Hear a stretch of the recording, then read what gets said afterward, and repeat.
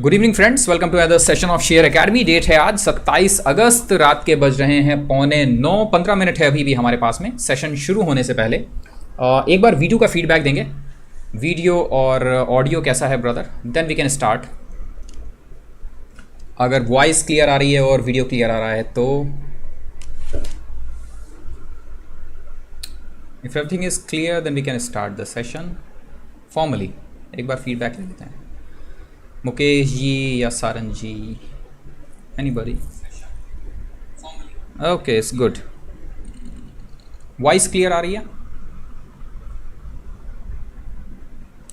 Anybody can give feedback?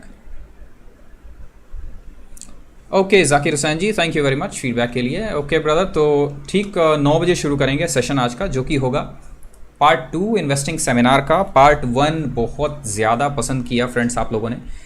आज तक का हमारा सबसे ज़्यादा पसंद किया जाने वाला ये पर्टिकुलर वीडियो था, जो कि पार्ट 1 सेमिनार था। इतने व्यूज़ आज तक किसी भी वीडियो पर नहीं आए हमारे, 1258, और इतने ज़्यादा लाइक्स किसी को भी नहीं मिले। ये सबसे ज़्यादा लाइक्स और सबसे ज़्यादा व्यूड प्रोग्राम था। इसका मतलब है कि थोड़ी बहुत क्वालिटी है। और साथ ही साथ कम्युनिटी गाइडलाइन के अंदर जो हमने क्वेश्चंस पूछे थे आपसे, उन क्वेश्चंस के आंसर भी मिले हैं। How will you rate the part 1 of the seminar, जो कि हमने पूछा था, उसमें ज़्यादातर लोगों ने 75% लोगों ने 8 to 9 के बीच में रेट किया है इसे। थैंक यू वेरी मच आप सभी के अप्रिसिएशन के लिए। बहुत सारे लोगों ने कमेंट बॉक्स में भी डाला कि भाई इसे 10 मिलने चाहिए, बट हम इस चीज़ के लिए अप्रिशिएट नहीं करते, क्योंकि हर आदमी के अंदर या फिर हर चैनल में या फिर किसी भी काम में हमेशा इम्प्रूवमेंट की गुंजाइश रहती है।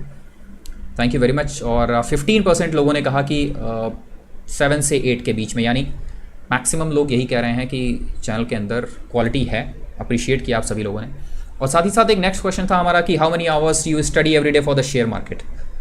1 से 2 घंटे की पढ़ाई करते हैं 76 लोग।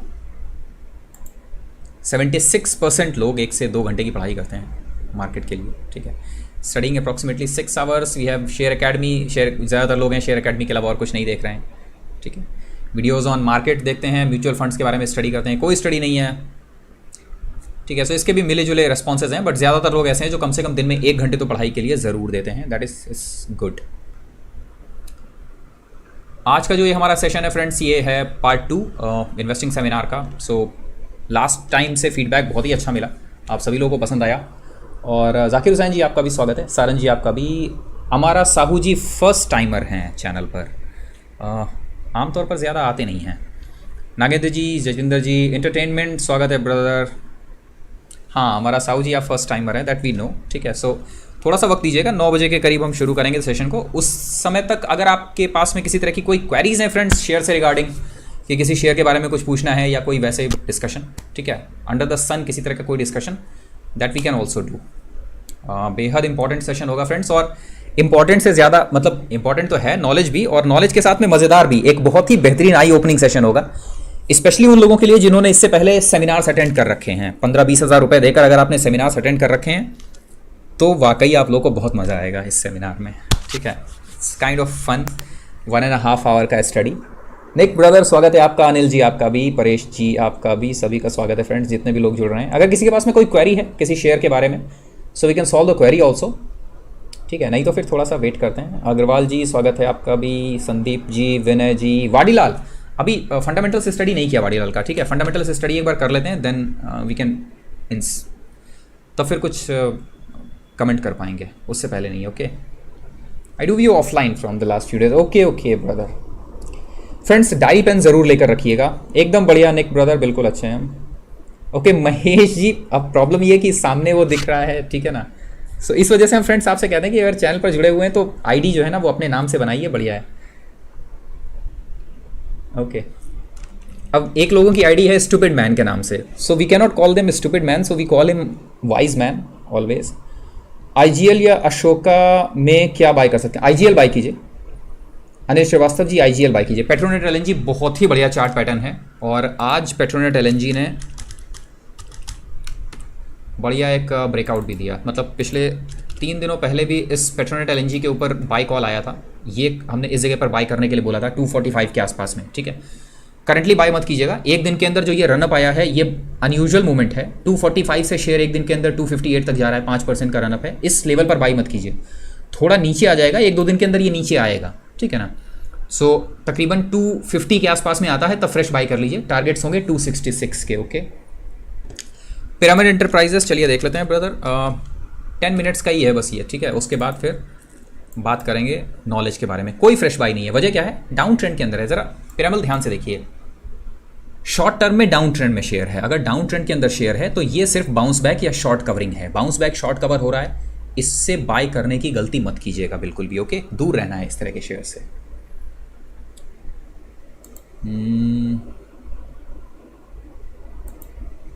Okay okay brother, good evening Iqbal ji, स्वागत है आपका। एशियन ग्रेनिटो शंकर साहा जी ने पूछा है।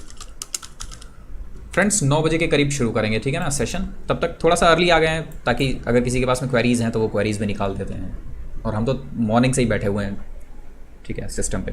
230 के पार निकलता है, 230 के पार, 230 के पार निकलेगा तब फ्रेश बाय करेंगे। उससे पहले एशियन ग्रेनिटो के अंदर फ्रेश बाय करंट लेवल पर नहीं है शंकर जी। बहुत ही बढ़िया शेयर है, नो डाउट, फंडामेंटल्स अच्छे हैं कंपनी के।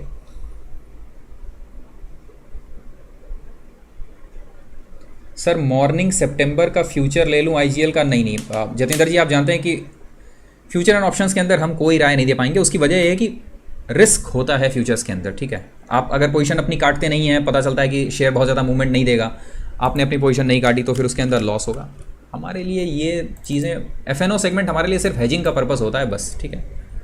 बाकी मोमेंटम आपको इससे आईजीएल के अंदर निचले स्तरों पर बाइंग आ रही है, ठीक है। देखिए निचले स्तरों से लगातार आईजीएल के अंदर बाइंग आ रही है, तो चांस इस चीज़ का बिल्कुल है कि शेयर एकदम से भागेगा 5-6%। बट चूंकि एफएनओ के अंदर हम काम नहीं करते हैं, इसलिए हमारे लिए वो है ही नहीं। जिस मतलब गली की तरफ जाना नहीं, उसके बारे में सोचना क्यों। Petronet profit booking level brother अभी बताया आपको। पेट्रोनेट के अंदर प्रॉफिट बुकिंग होगी 266 के पास, 266 के लेवल पर। Okay, INOX entertainment, okay just a minute, एक बार देखने दीजिए ज़रा, थोड़ा सा स्टेबल हो। ये अभी जो आपको दिख रहा है ना, एक दिन के अंदर रन अप, ये बाउंस बैक है, ठीक है। ये बाउंस बैक अभी स्टेबल होगा 250 के आसपास में, तब आइनॉक्स के अंदर बाय करेंगे। और आइनॉक्स है लॉन्ग टर्म की कॉल है, ये लंबे समय के लिए बाय करना आइनॉक्स को। Okay,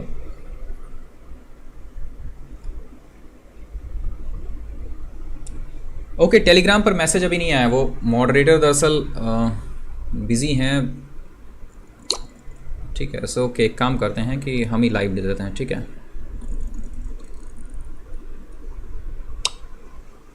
just a minute,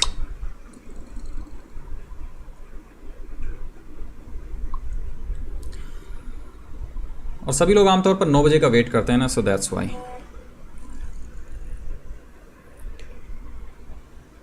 Ramco cement,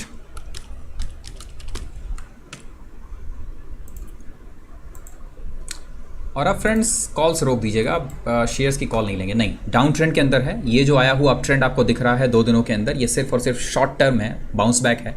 share दोबारा नीचे आएगा, और जब तक करंटली ये मानसून सीज़न चल रहा है तब तक बहुत ज़्यादा शेयर के अंदर, सीमेंट के अंदर बहुत ज़्यादा बाइंग नहीं मिलेगी आपको। शंकर साहा जी, आप पहले से नहीं जुड़े हैं क्या? कैनफिन होम से मैं महीने भर से बाइंग के लिए बोल रहे हैं। कमाल है, आज 7% अब गया है। एक दिन रुक जाइए, थोड़ा सा नीचे मिल जाएगा कैनफिन होम्स, ठीक है ना, 290 के आसपास में मिल जाएगा, तब बाय कर लीजिएगा। ओके,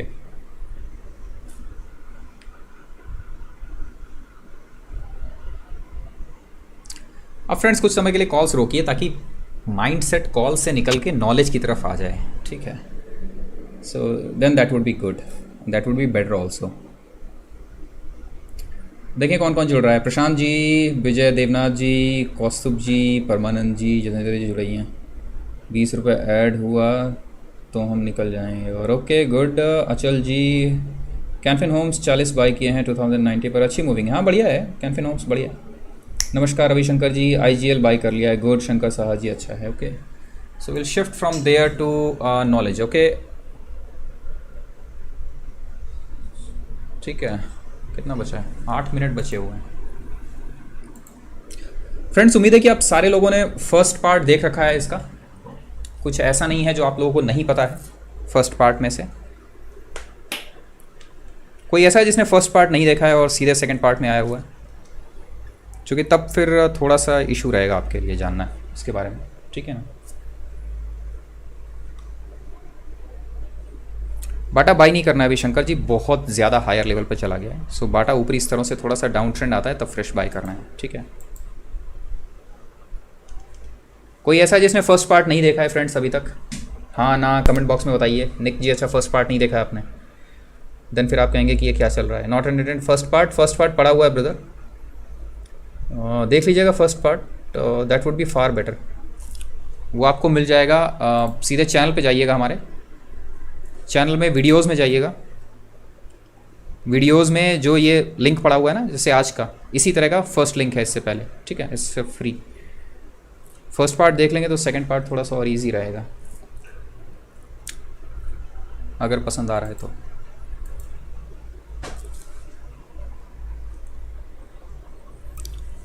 सात मिनट अर्ली हैं हम अभी भी।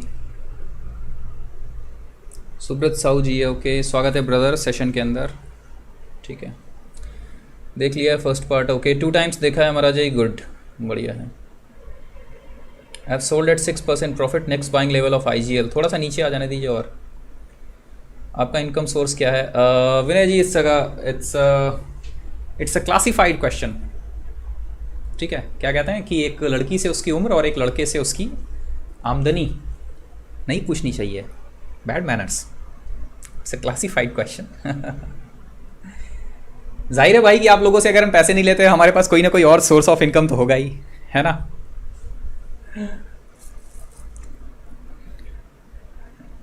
ओके, बहुत नॉलेज आइडिया, टेक्निकल्स पर नॉलेजेबल आइडिया था, गुड, चलिए अच्छा है। आइनॉक्स बाय करें? अभी रुकिएगा उमेश जी, 250 के आसपास में स्टेबल होता है तब फिर बाय करेंगे। कुछ और क्वेश्चन पूछना है तो पूछ लीजिए। अच्छा, सोर्स पूछ रहे थे आप।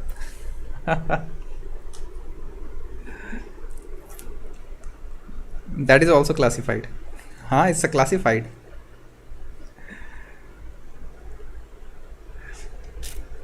ओके, डाबर बिल्कुल करंट लेवल पर बाई है प्रशांत जी, डाबर को बाई कर सकते हैं बिल्कुल, ठीक है। अब फ्रेंड्स थोड़ी देर के लिए जो कॉल्स है ना आपकी, ये क्या कहते हैं, शेयर्स है ना, थोड़ी देर के लिए रोक दीजिए, क्योंकि आप जब स्विच करते हैं शेयर्स पर तो फिर आप नॉलेज के ऊपर बहुत ज़्यादा ध्यान नहीं देते। आप जब नॉलेज पर स्विच करते हैं तो फिर आप शेयर्स बहुत ज़्यादा स्टडी नहीं करते, दोनों में बहुत फ़र्क है, ठीक है ना।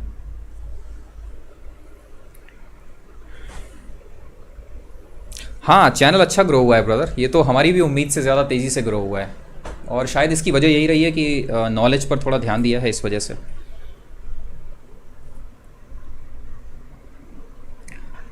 शंकर जी, ट्रेडिंग को अगर इनकम सोर्स बनाना है तो ये समझिए कि आमतौर पर आपकी मंथली इनकम तकरीबन 1 लाख के करीब होनी चाहिए। 1 लाख अगर बनाना है तो पर डे आपको तकरीबन 1 से 1.5% का रिटर्न निकालना पड़ेगा। तो अगर आप प्योर कैश में ट्रेडिंग करते हैं तो इसका मतलब आपके पास में करीब करीब 50 to 60 लाख रुपीज़ होने चाहिए, जिसका आप पर डे ले सकें, कैश में डिलीवरी ले सकें। उसका 1-1.5% आपको करीब 2% के करीब आपको 1 लाख रुपए मिलेगा, ठीक है ना।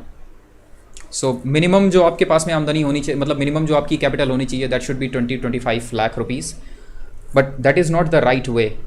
ट्रेडिंग करके किसी ने पूरा पैसा मार्केट के अंदर नहीं बनाया है कभी भी लंबे समय में। Okay, join yesterday so did not view first part, okay no problem Tansen ji, second part पहले देखते हैं। सर ट्रेडिंग तो नहीं है ना, दैट मस्ट, अरे नहीं बिल्कुल नहीं है विनय जी, ट्रेडिंग को तो दूर से ही प्रणाम है भाई।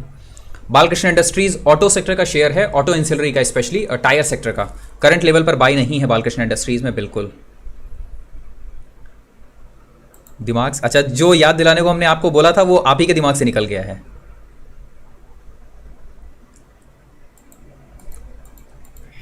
ट्रेडिंग एंड इन्वेस्टमेंट बहुत पूछ रहे थे।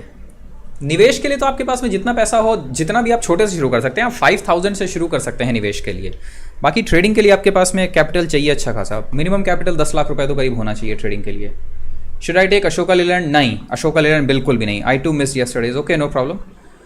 ओके फ्रेंड्स, जरा ध्यान से देखिएगा। अब शुरू करते हैं आज की जर्नी, जो कि है investing seminar technical and fundamental analysis का, और ये है पार्ट 2 शेयर अकेडमी की तरफ से। जर्नी शुरू हुई थी ब्रदर अक्टूबर को, अक्टूबर मंथ में हैदराबाद एयरपोर्ट पर बैठे हुए थे हम, और टैब हमारे पास में था। सो ये हुआ कि उससे पहले तक इन्वेस्टमेंट करते थे, नॉलेज अपना अपने पास में रखा हुआ था, किसी के साथ शेयर नहीं करते थे। फिर ये हुआ कि क्या किया जाए, खाली वक्त था, तो सबसे पहला वीडियो बनाया कि 1 मिनट में किसी भी शेयर को एनालाइज कैसे करें। वो वीडियो बनाया, यूट्यूब पर अपलोड किया, काफ़ी लोगों को पसंद आया, लोगों ने कहा कि ठीक है, जर्नी थोड़ी सी आगे बढ़ाई है। देन चैनल शुरू किया, चैनल शुरू करने के बाद आप अगर इनिशियल वीडियोस देखेंगे इस चैनल के शेयर एकेडमी के, तो आपको उन वीडियोस के अंदर हमेशा हमारी कमेंट्री में एक पर्टिकुलर सेंटेंस मिलेगा जिसमें हम कहते थे कि इस चैनल का मकसद आपको कुछ सिखाना नहीं है, यहाँ पर हम सिर्फ आपके लिए शेयरों का एनालिसिस करेंगे। तो लोग शेयर्स पूछते थे, हम उनका एनालिसिस करके सिंपल बता देते थे कि बाय करना है, सेल करना है या फिर अवॉइड करना है। देन धीरे धीरे ट्रेडर्स बढ़ने लगे और घटिया शेयर्स ज़्यादा डिस्कस होने लगे। तब हमारी समझ में आया कि मार्केट के अंदर नॉलेज कम है, पैसा ज़्यादा है और पैसा लोग गंवा भी ज़्यादा रहे हैं, और उसकी वजह यह थी कि नॉलेज नहीं था। देन फिर जो हमारी बेसिक फिलॉसफी थी उसे चेंज किया और वहाँ से शिफ्ट किया हमने आपको थोड़ा बहुत सिखाने के लिए। सबसे पहले टेक्निकल एनालिसिस की सीरीज़ सिखाई, जिसके अंदर टेक्निकल एनालिसिस सिखाया था। आप में से अगर किसी को नहीं पता है तो ये सीरीज़ थी सबसे पहली। प्लेलिस्ट के अंदर आप जाएंगे चैनल के, सो आपको मिलेगी लर्न टू अर्न सीरीज़। ये सबसे पहली सीरीज़ थी जिसे हमने शुरू किया था।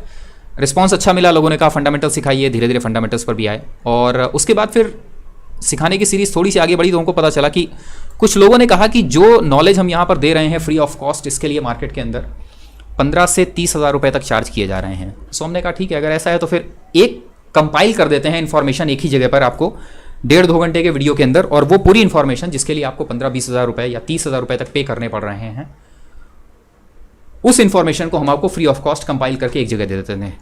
इसी सीरीज़ के अंतर्गत सबसे पहला वीडियो जो हमने आपके साथ में किया, that was the first seminar of Share academy, investing seminar technical and fundamental analysis का। वो सबसे पहला था जो कि लास्ट सैटरडे को किया गया था। सबसे ज़्यादा अभी तक इस वीडियो पर व्यूज़ और लाइक्स मिले 1200 आज तक कभी भी नहीं आए थे इतना ज़्यादा, जिसे इससे इतना ज़्यादा पसंद किया गया। सबने कहा कि इसका सेकंड पार्ट भी होना चाहिए। सो सेकंड पार्ट लेकर हम आ जाए हैं फ्रेंड्स आपके सामने। 46 लोग जुड़ गए हैं, ऑलमोस्ट 9 बज गया है, तो शुरू कर देते हैं। ठीक है, लास्ट जो पार्ट था, फर्स्ट पार्ट, जिसके अंदर कि हमने आपको बताया कि बेसिकली मार्केट रन कैसे कर रहा है, और फर्स्ट पार्ट था बेसिकली आपकी साइकी के ऊपर। आपको ये बताना कि मार्केट में आपको क्या चीज़ें नहीं करनी हैं, और जिन चीज़ों को अवॉइड करने के लिए आपको कहा गया उनमें था ऑप्शन ट्रेडिंग और इंट्राडे ट्रेडिंग, जिन चीज़ों को आपको अवॉइड करना है। और फर्स्ट पार्ट अगर आप देखेंगे तो आपको क्लियर हो जाएगा कि आपको जिन चीज़ों पर ध्यान देना चाहिए वो है निवेश। ठीक, और टेक्निकल एनालिसिस का थोड़ा बहुत पार्ट कवर किया। सेकेंड पार्ट में, no we are not a developer, second part में फिर आज शुरू करेंगे हम टेक्निकल एनालिसिस का एडवांस, और मोटा मोटी टेक्निकल एनालिसिस को कंप्लीट कर देंगे।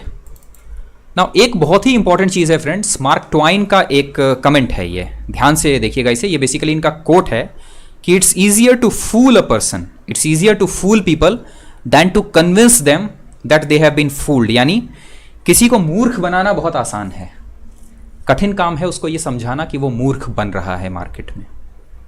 ये महान लोग अगर कोई कोट देते हैं, अगर गांधी जी ने कहा कि अहिंसा एक अच्छी नीति है, या किसी ने कहा कि ईमानदारी ही सर्वश्रेष्ठ नीति है, तो वो मूर्ख नहीं है जिसने ये कहा। अगर चाइनीज़ प्रोवर्ब है कि मेहनत का फल हमेशा मीठा होता है, तो ये बात सच है, ये लोगों ने एक्सपीरियंस से कहा। इस सेंटेंस को याद रखिएगा, क्योंकि आज के दिन का जो क्लोजिंग है वो इसी सेंटेंस से होगा, जब हम ओपनिंग इसी सेंटेंस से कर रहे हैं। Okay, it's easier to fool people then to convince them that they have been fooled. सभी को समझ में आ गया? हाँ या ना? और सेशन शुरू करें, हाँ या ना? डायरी और पेन अपने साथ में रखिएगा।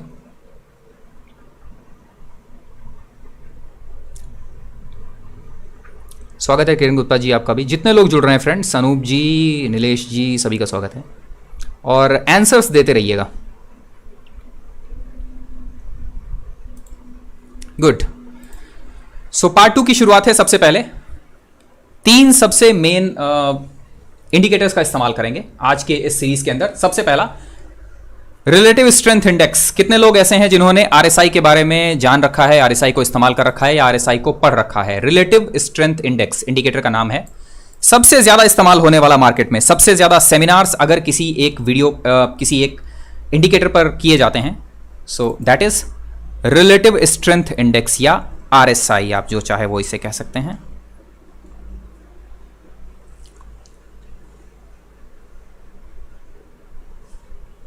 गुड, सभी ने पढ़ रखा है इसके बारे में और ज्यादातर लोगों ने इसे इस्तेमाल भी किया है। नाउ अगर हम आपसे एक क्वेश्चन पूछें कि मोटा मोटी भाई हमें एक लेमैन लैंग्वेज में आप ये समझा दीजिए कि आरएसआई होता क्या है, so how many of you can make us understand? कितने लोगों को ये वाकई पता है कि आरएसआई इंडिकेटर क्या करता है, क्या बताता है? आरएसआई रिलेटिव स्ट्रेंथ इंडेक्स क्या वाकई आपको मालूम है कि ये इंडिकेटर क्या बताता है? देखिए, इंडिकेटर का यूज कैसे करना है, it's a different thing. Indicator क्या बताता है, it's a different thing. Indicator का यूज कैसे करना है, ये दूसरी चीज है, ठीक। हाँ, 70 पर ओवरबॉट, 30 पर oversold, that is a different thing. अब जो हम बताते हैं आपको, उसे बहुत ध्यान से सुनिएगा फ्रेंड्स। रिलेटिव स्ट्रेंथ इंडेक्स, यानी ये स्ट्रेंथ बता रहा है किसी चीज की। रिलेटिव, रिलेशन में स्ट्रेंथ बता रहा है। किस चीज की स्ट्रेंथ और किस चीज के रिलेशन में ये बता रहा है, ये बेहद खास है। तो ध्यान से सुनिए। अगर हम किसी भी एक शेयर के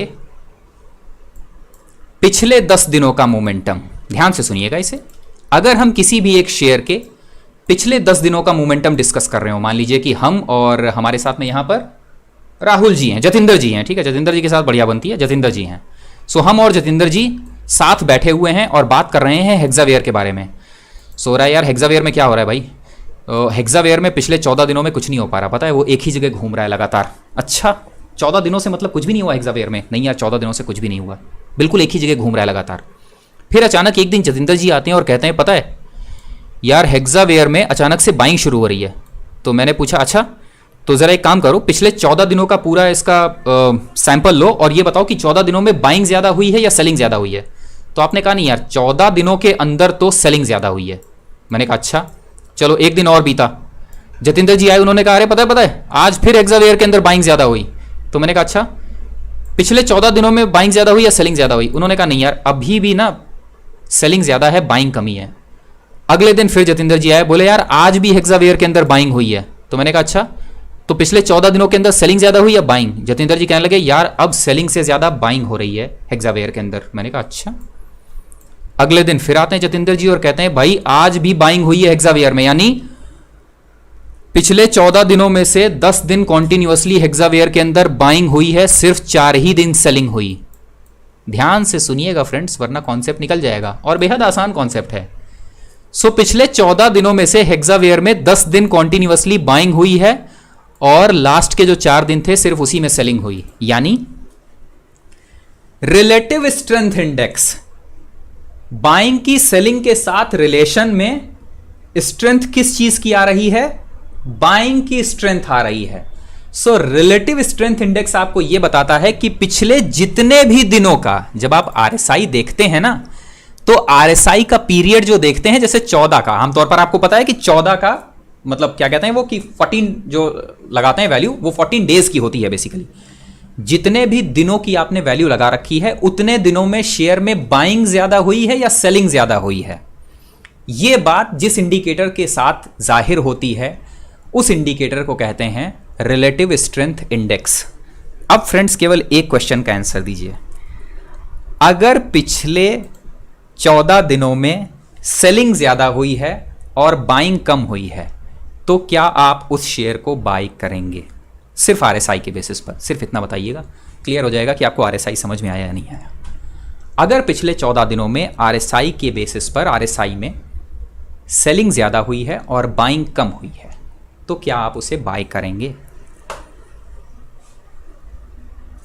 इससे आसान लेमैन लैंग्वेज में आरएसआई क्या है यह आपको कोई नहीं समझाएगा। और कमेंट देने बहुत जरूरी हैं फ्रेंड्स, यहां सिर्फ आप और शेयर एकेडमी है, ये समझ के बैठिएगा। ये मत समझिएगा कि हम किसी और के साथ बैठे हुए हैं या डेविड जी ने कमेंट दे दिया तो आपको कमेंट देने की जरूरत नहीं है। हाँ हाँ, वॉल्यूम भी करेगा, बिल्कुल ठीक है।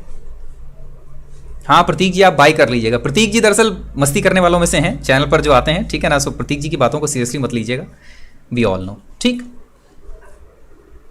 सो ये है बेसिकली आरएसआई का सबसे लेमैन लैंग्वेज में एक्सप्लेनेशन। अब जरा एक मजेदार चीज बताइए फ्रेंड्स, ध्यान से सुनिएगा इस चीज को जो आपको हम बताने जा रहे हैं। और साहब आई मिस टुडे, नहीं अतुल ठाकुर जी, कुछ भी मिस नहीं हुआ है, ठीक है। दोबारा से एक बार रिपीट कर देते हैं कि आरएसआई बेसिकली क्या है, कि पिछले 14 दिन जो आप आरएसआई की वैल्यू उसमें चाहे जो डालते हैं, आप अगर 14 दिन डालते हैं आरएसआई की वैल्यू तो 14, अगर आप 30 डालते हैं तो 30, एनीथिंग, ठीक है ना। ये वैल्यू आप जो भी डालते हैं उस वैल्यू में, यानी कि जैसे 14 डाली आपने, तो 14 दिनों के अंदर बाइंग ज्यादा हुई है शेयर में या सेलिंग ज्यादा हुई है।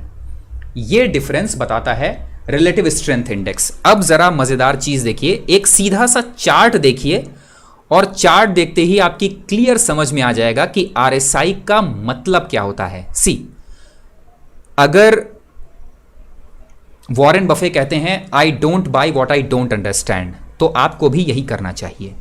अगर आपको समझ में नहीं आ रहा ना कि ये इंडिकेटर क्या करता है, तो आपको उसे यूज नहीं करना है। यूज तभी करना है जब आपको वाकई मालूम हो कि वो इंडिकेटर क्या काम करता है। ठीक, अब ध्यान से देखिए जरा इस वैल्यू को। देखने में आपको लग रहा होगा अरे बड़ी कठिन है, ठीक है ना, ये देखने में लग रहा होगा एक बार कि बड़ी कठिन है, बट सिर्फ वहां ध्यान दीजिएगा जहां जहां हम आपसे बता रहे हैं। ठीक है ना, क्या हुआ, ये बेसिकली एक आरएसआई की चेन है कि आरएसआई कैसे निकाला जाता है। ये शेयर का रेट है, ये शेयर का रेट है यहां पर, ठीक, इधर डेट है, डेट के बाद शेयर का रेट, क्लोजिंग प्राइस। ठीक, कल के क्लोजिंग प्राइस से हमने आज का प्राइस माइनस करते हुए ये पता लगाया कि शेयर में चेंजेस कितने आ रहे हैं। जहां जहां माइनस है इसका मतलब है कि शेयर घट के बंद हुआ है कल के तुलना में, जहां जहां प्लस है वहां का मतलब है कि शेयर बढ़ के बंद हुआ है। इतना समझ में आ गया। अब ध्यान से देखिए, गेन्स जहां जहां हुए हैं वहां हमने गेन लिख लिए, जहां जहां लॉसेज हुए हैं वहां वहां हमने लॉसेज लिख लिए। ठीक, रिलेटिव स्ट्रेंथ इंडेक्स या आरएसआई से पहले हम निकालते हैं relative strength. Relative strength index से पहले हम निकालते हैं रिलेटिव स्ट्रेंथ। रिलेटिव स्ट्रेंथ क्या है, और कुछ नहीं है, पिछले 14 दिनों में भाई बाइंग ज्यादा हुई है या सेलिंग ज्यादा हुई है, ये रिलेटिव स्ट्रेंथ दिखती है। कैसे रिलेटिव स्ट्रेंथ पता चलती है, पिछले 14 दिनों के गेन जितने थे ना, इनका एवरेज निकाल लिया, ये एवरेज गेन आ गया।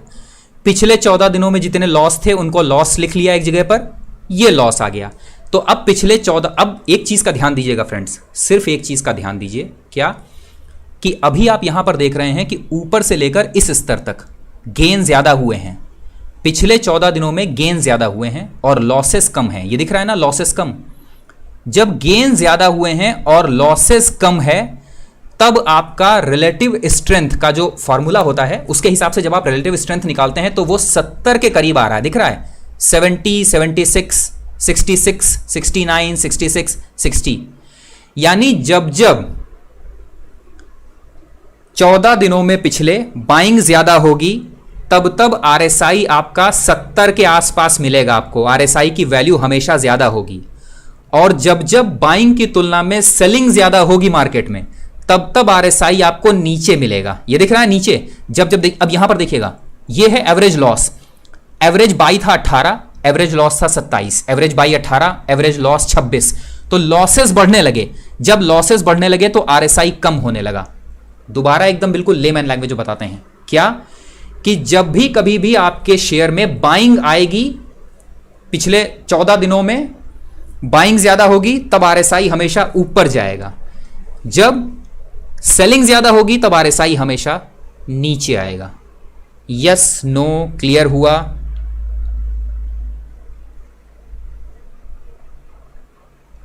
हाँ ना, क्लियर हुआ इसका?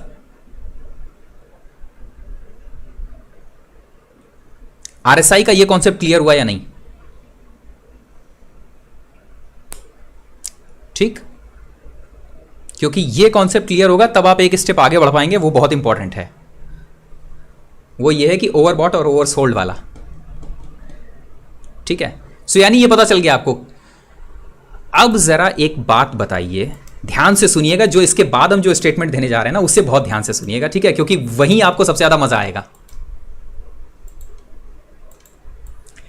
इससे पहले फ्रेंड्स आप लोगों को पता है कि हमने बताया है कि आरएसआई का इस्तेमाल कभी भी आप ट्रेंडिंग शेयर के लिए आप आरएसआई का इस्तेमाल कभी भी नहीं कर सकते। हाँ या ना, सभी को मालूम है, सभी को बताया गया है कि जब शेयर ट्रेंड के अंदर है तब आप आरएसआई का इस्तेमाल मत कीजिए। बोला है, नहीं बोला है?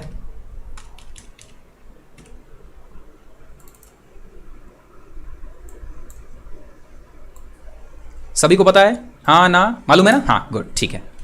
अब जरा ध्यान से सुनिए, सेम वही हम और जतिंदर जी आए और बातचीत हुई, भाई डिश टीवी देखो, डिश टीवी देखो। तो हमने कहा हाँ क्या देखें डिश टीवी के अंदर? तो उन्होंने कहा भाई कि पिछले 14 दिन जो रहे ना, इसमें डिश टीवी में बहुत ज़बरदस्त गिरावट हुई है। तो हमने कहा क्या मतलब, खरीदारी ज़्यादा हुई है, गिरावट ज़्यादा हुई है? तो उन्होंने कहा गिरावट ज़्यादा हुई है। तो हमने कहा अच्छा गिरावट ज़्यादा हुई है, इसका मतलब आरएसआई कहाँ होना चाहिए, अप या डाउन? अगर पिछले 14 दिनों में शेयर में गिरावट ज़्यादा हुई है यानी सेलिंग ज़्यादा हुई है, तो आरएसआई डाउन होना चाहिए या अप होना चाहिए? सिर्फ इतना बताइए। हाँ ना, अप या डाउन?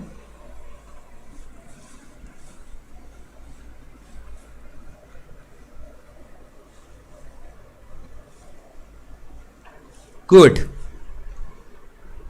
ठीक।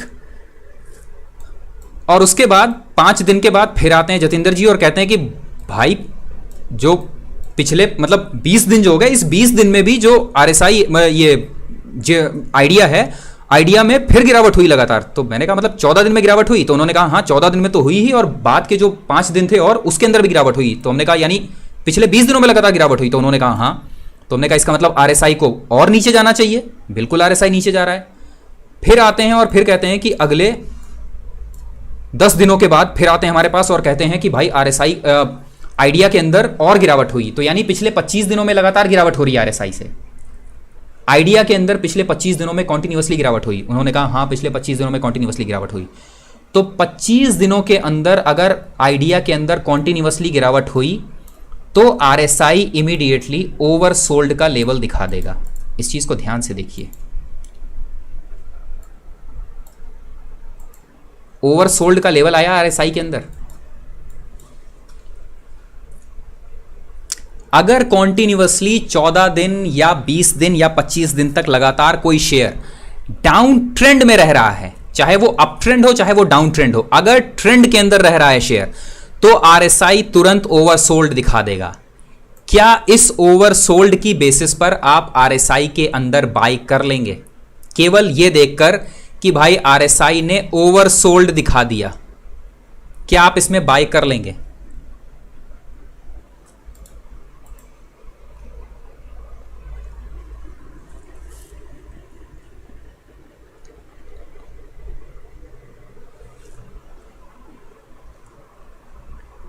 ठीक, मोर और लेस सेम कंडीशन। ध्यान से सुनते रहिएगा फ्रेंड्स, क्लियर होगा आपको।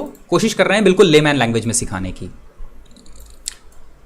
अगर सेम यही कंडीशन होती है अप ट्रेंड में कि भाई जतिंदर जी आते हैं और बोलते हैं कि आरएसआई ना पिछले 5 दिनों से लगातार अप ट्रेंड में है। मैंने कहा अच्छा। फिर आए बोले कि 5 दिन के बाद और बोले कि भाई एचडीएफसी पिछले 20 दिनों से लगातार अप ट्रेंड के अंदर है। तो हमने कहा अच्छा 20 दिनों में अगर अप ट्रेंड में है तो आरएसआई इसका मतलब इमीडिएटली ओवरबॉट की कंडीशन दिखाने लगेगा। आरएसआई लाइन जो है ये ग्रीन लाइन है, ये जो ग्रीन लाइन है ये आरएसआई लाइन है, ठीक है। ये जो रेड आपको दिख रही है ये बेसिकली उसकी इंडिकेटर लाइन है, ठीक। सो आरएसआई है ये ग्रीन लाइन, ओके। सो इमीडिएटली अगर थोड़े ही समय के अंदर कोई भी शेयर अगर ट्रेंड के अंदर है तो आप देखते हैं कि ट्रेंड में अगर शेयर ट्रेंड अप ट्रेंड में है तो आरएसआई तुरंत का तुरंत ओवरबॉट, और अगर डाउन ट्रेंड में है तो आरएसआई इमीडिएटली ओवरसोल्ड पोजीशन दिखाने लगता है, ठीक। ये क्लियर थी? क्लियर हो गई ये पोजीशन? अब जरा ध्यान से फ्रेंड्स इस चीज को देखिए। आरएसआई पता चल गया क्या है। सेकंड चीज कि ओवरबॉट और ओवरसोल्ड है क्या आरएसआई के अंदर, तो ध्यान से देखिए। आरएसआई का ये चार्ट, जो भी आपको ये आरएसआई की लाइन दिखाई देती है जो कि ग्रीन कलर की लाइन है, जब भी कभी भी ये लाइन, इसके 3 लेवल्स होते हैं। जरा यहां लेफ्ट साइड में अगर आप ध्यान से देखेंगे तो आपको 3 लेवल्स दिखाई देंगे। 70 ऊपर, 50 नीचे और 30 सबसे नीचे। ये एक ऑसिलेटर है। जब भी कभी भी आरएसआई की लाइन 70 के ऊपर जाती है तो ऐसा कहा जाता है कि भैया शेयर में जरूरत से ज्यादा खरीदारी हो चुकी है, अब इस शेयर को खरीदारी नहीं करनी है। एक, इस चीज को लिखते रहिएगा। हाँ अमित जी, आपके इसी क्वेश्चन का आंसर देने जा रहे हैं हम, इसे ध्यान से सुनिएगा। सो अगर कभी भी आरएसआई 70 के ऊपर जाए तो इसका मतलब होता है कि शेयर ओवरबॉट कंडीशन में चला गया है। अगर आरएसआई कभी भी 30 के नीचे आए तो इसे कहते हैं कि शेयर ओवरसोल्ड कंडीशन में चला गया है, इतना ज्यादा बिक चुका है कि अब ये और नहीं बिकेगा, ठीक। ये हैं 2 कंडीशंस, ओवरबॉट और ओवरसोल्ड की। आमतौर पर मार्केट में आप कहीं भी जब जाएंगे, सेमिनार्स अटेंड करेंगे, तो क्या कहा जाता है कि आरएसआई में बाय कैसे करना है। जब भी कभी भी आरएसआई ओवरसोल्ड कंडीशन दिखाए, 30 के नीचे पहुंच जाए आरएसआई, तो बाय कर लीजिए। जैसा कि यहां पर देखिए, आप यहां पर बाय करते बेहतरीन रनअप मिलता। जब भी कभी भी आरएसआई 70 के ऊपर चला जाए यानी ओवरसोल्ड कंडीशन में चला जाए, यहां पर आप सेल कर दीजिए, क्योंकि ये देखिए ये RSI के लेवल हैं, इसके बाद ये और शेयर के लेवल हैं, इसके बाद शेयर यहां से डाउन ट्रेंड में आया। राइट और रॉन्ग? बिल्कुल सही है। हाँ या ना यहां तक समझ में आ रहा है कि RSI जब ओवरसोल्ड में जाए तो बाय कर लीजिए, और जब ओवरबॉट में जाए तो वहां से सेल कर दीजिए। हाँ या ना?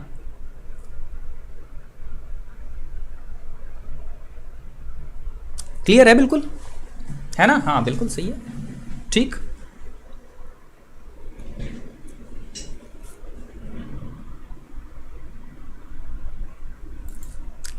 अब ये इससे पहले का लिखा हुआ है फ्रेंड्स, ये हम आपके सामने नहीं लिख रहे हैं, ध्यान से सुनिएगा इसे और ध्यान से देखते रहिएगा। इज इट गुड और not? It's good. If they say yes, then we all are stupid. और ऐसे ही नहीं किसी को आराम से स्टूपिड बनाया जाता है मार्केट में, और आराम से आप पैसा कमा सकते हैं। उसकी वजह यही है कि साइकोलॉजी को इस तरह से यूज़ किया जाता है, तभी तो आपसे ट्रेडिंग करवाई जाती है। ऐसे ही थोड़ी ट्रेडिंग करवाई जाती है। जस्टिफाइड मिल गया ना ये?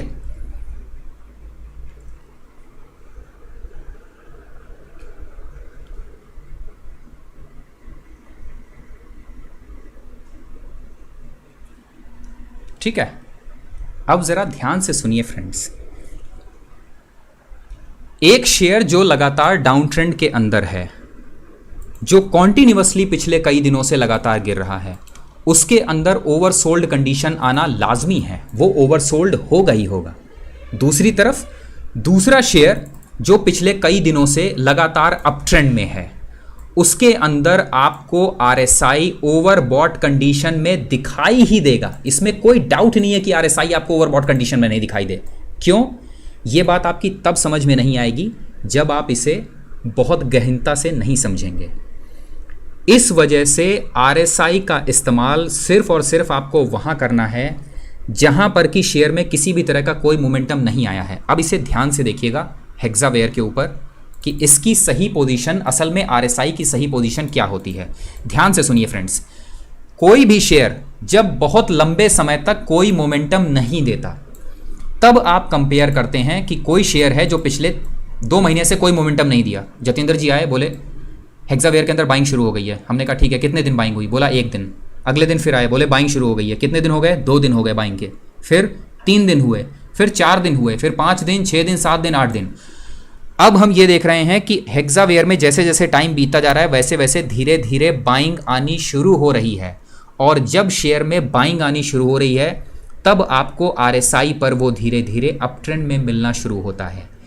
इसीलिए RSI relative strength index indicator सबसे अच्छा काम करता है जब शेयर नो मोमेंटम जोन में हो, और नो मोमेंटम जोन के बाद आपको शेयर के अंदर ब्रेकआउट मिलता है तब, ना कि अगर शेयर डाउन ट्रेंड या अप ट्रेंड के अंदर है। अगर शेयर ट्रेंड में है तो अप ट्रेंड में है तो आपको ओवरबॉट मिलेगा, अगर डाउन ट्रेंड में है तो ओवरसोल्ड मिलेगा। हाँ या ना? हाँ या ना?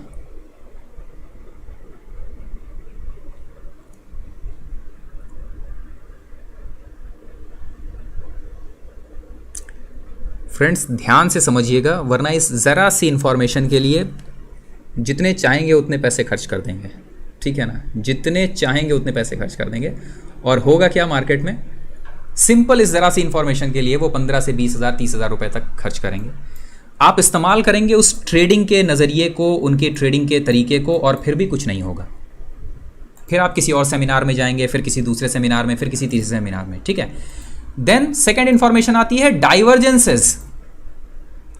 अगली इंफॉर्मेशन जो आपको सेमिनार में मिलेगी वो होगा डाइवर्जेंस। नाउ डाइवर्जेंस क्या होता है? सो डाइवर्जेंस का मतलब है किसी भी चीज से अलग हटना। चलिए गूगल पर देखते हैं भाई डाइवर्जेंस की मीनिंग क्या है। सो डाइवर्जेंस का मतलब है द प्रोसेस और स्टेट ऑफ डाइवर्जिंग, यानी किसी चीज से अलग हटना। अलग हटना का मतलब क्या? कि अगर चार्ट पर कोई चीज ऊपर जाती हुई दिखाई दे रही है तो RSI में वो चीज नीचे आती हुई दिखाई दे। कैसे? जरा ध्यान से देखिए इस जगह के चार्ट पैटर्न को। क्या हो रहा है? जो निचला हिस्सा है वो और नीचे आ रहा है, दिख रहा है यहां, लेकिन RSI में ये चीज ऊपर जाते हुए दिख रही है। This is lower low lower high, ये लोअर लो और हायर लो, डाइवर्जेंस दिख रहा है? ठीक। सो ये है एक तरह का डाइवर्जेंस, यानी जब भी कभी भी आपको आरएसआई में निचला स्तर चढ़ते हुए दिखाई दे और शेयर में निचला स्तर गिरते हुए दिखाई दे तो इसे हम डाइवर्जेंस कहते हैं। जब भी कभी भी आपको अच्छे डाइवर्जेंस मिले तो आप बाई कर सकते हैं। बट रुकिए, अगर आप किसी भी एक सेमिनार के टेक्निकल एनालिस्ट से ये पूछें कि सर क्या इसका मतलब है कि हम हमेशा ये कॉन्सेप्ट इस्तेमाल कर सकते हैं, हम हमेशा बाई कर सकते हैं, तो वो कहेगा नहीं भाई, हमेशा तो इस्तेमाल नहीं होगा ये। अगर डाइवर्जेंसेस आप बाई करते हैं और उसके बाद शेयर अगर दोबारा से नीचे जाने लगता है ना, तो इसका मतलब ये है कि 1-2 महीने के अंदर वो डाइवर्जेंस अपना असर दिखाएगा। तो भाई अगर तुम जिस चीज़ के लिए क्लियर नहीं हो कि डाइवर्जेंस वाकई बाई का सिग्नल है या नहीं है, तो फिर हमको क्यों बता रहे हो?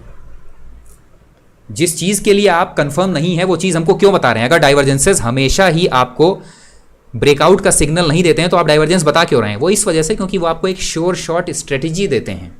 डाइवर्जेंस बाई कीजिए और डाइवर्जेंस आपको हमेशा प्रॉफिटेबल होंगे। जब आप पूछेंगे हमेशा, तो कहेंगे नहीं नहीं हमेशा नहीं होगा, कई बार ऐसा होगा कि डाइवर्जेंस प्रॉफिटेबल नहीं होगा। देन थोड़ी सी और डिग डीप इंफॉर्मेशन वो देंगे, वो कहेंगे कि 2 तरह के डाइवर्जेंसेस होते हैं। कौन से? एक ओपन डाइवर्जेंसेस और एक हिडन डाइवर्जेंस, एक पॉजिटिव डाइवर्जेंस और एक नेगेटिव डाइवर्जेंस। नाउ ये पॉजिटिव डाइवर्जेंस है जहां आरएसआई आपको पॉजिटिव सिग्नल दे रहा है बाई करने का, बट आरएसआई का जो चार्ट है वो आपको, जो शेयर का चार्ट है वो आपको नेगेटिव सिग्नल दे रहा है। तो ये एक पॉजिटिव डाइवर्जेंस है जहां आरएसआई आपको बाई का सिग्नल दे रहा है। ठीक, इसी तरह से आरएसआई नेगेटिव सिग्नल भी देता है। कैसे? आरएसआई को ध्यान से देखिए। ठीक है, ये हो गया पॉजिटिव डाइवर्जेंस। और अब आरएसआई का निकालते हैं नेगेटिव डाइवर्जेंस। देखें कहां कहां पर है आरएसआई। बिल्कुल शॉर्ट टर्म में मिलेगा आपको। कहां मिलेगा? हाँ, यहां देखिए, प्राइस ऑलमोस्ट सिमिलर है बट आरएसआई डाउन में है, और इसके तुरंत बाद आपको यहां पर आरएसआई प्राइस जो है वो डाउन ट्रेंड में मिल जा रहा है। क्लियर है? ये एक नेगेटिव डाइवर्जेंस का सिग्नल है। ठीक, ये है एक नेगेटिव डाइवर्जेंस। क्लियर हुआ? सो बोलेंगे कि इस जगह पर आप क्या करें, आप शेयर को शॉर्ट कर सकते हैं, और शॉर्ट कर सकते हैं तो आपको पैसा बनेगा। कितना पैसा बनेगा जरा इस चीज को भी देखिएगा फ्रेंड्स। कितना पैसा बनेगा? 342 रुपए से गिरता हुआ शेयर 320 रुपए। अरे 20 रुपए मिल रहा है भाई, और इंट्राडे ट्रेडर के लिए 20 रुपए is more than sufficient. Intraday trader के लिए 20 रुपए का मतलब बहुत कुछ हो गया। सो लोग कहते हैं हाँ ठीक है, ये स्ट्रेटजी श्योर शॉर्ट है, श्योर शॉर्ट स्ट्रेटजी है, हाँ या ना भाई? हाँ या ना फ्रेंड्स, है या नहीं है श्योर शॉर्ट स्ट्रेटजी डाइवर्जेंसेस की?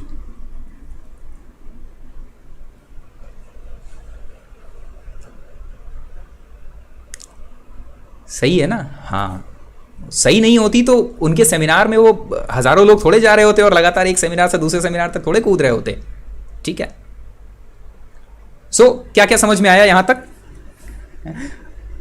अरे कम से कम सच तो बोल दीजिए। अच्छा, श्योर नहीं है, ठीक है। सो आरएसआई क्या होता है, देन ओवरबॉट ओवरसोल्ड क्या है, देन आरएसआई को ट्रेड करने का तरीका क्या है, डाइवर्जेंसेस और पॉजिटिव डाइवर्जेंसेस, नेगेटिव डाइवर्जेंसेस। यहां तक क्लियर हुआ फ्रेंड्स?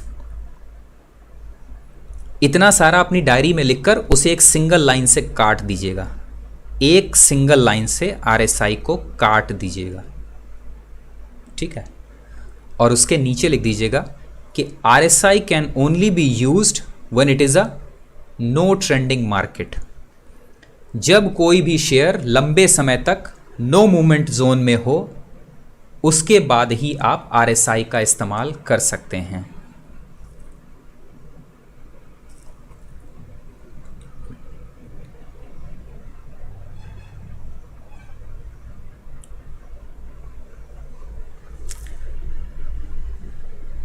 ठीक है, अब फ्रेंड्स आपने क्वेश्चन पूछा कि क्या आपको आरएसआई का इस्तेमाल करना चाहिए या नहीं। हम आपको बताते हैं, 60 पॉइंट्स दीजिए फंडामेंटल एनालिसिस को, 30 पॉइंट्स दीजिए टेक्निकल एनालिसिस को, जिसमें चार्ट पैटर्न, मूविंग एवरेज और चार्ट का ट्रेंड। 60 और 30 90 हो गए। सिर्फ 2 पॉइंट का कंफर्मेशन दीजिए आरएसआई को, 2 पॉइंट से ज्यादा का कंफर्मेशन आरएसआई को मत दीजिए। बात समझ आई? 2 से ज़्यादा RSI को मार्क्स नहीं मिलने चाहिए।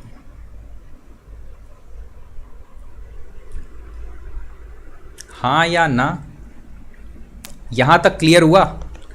अगर क्लियर हुआ तो कमेंट बॉक्स में लिखिए गुड, और नहीं क्लियर हुआ तो बैड।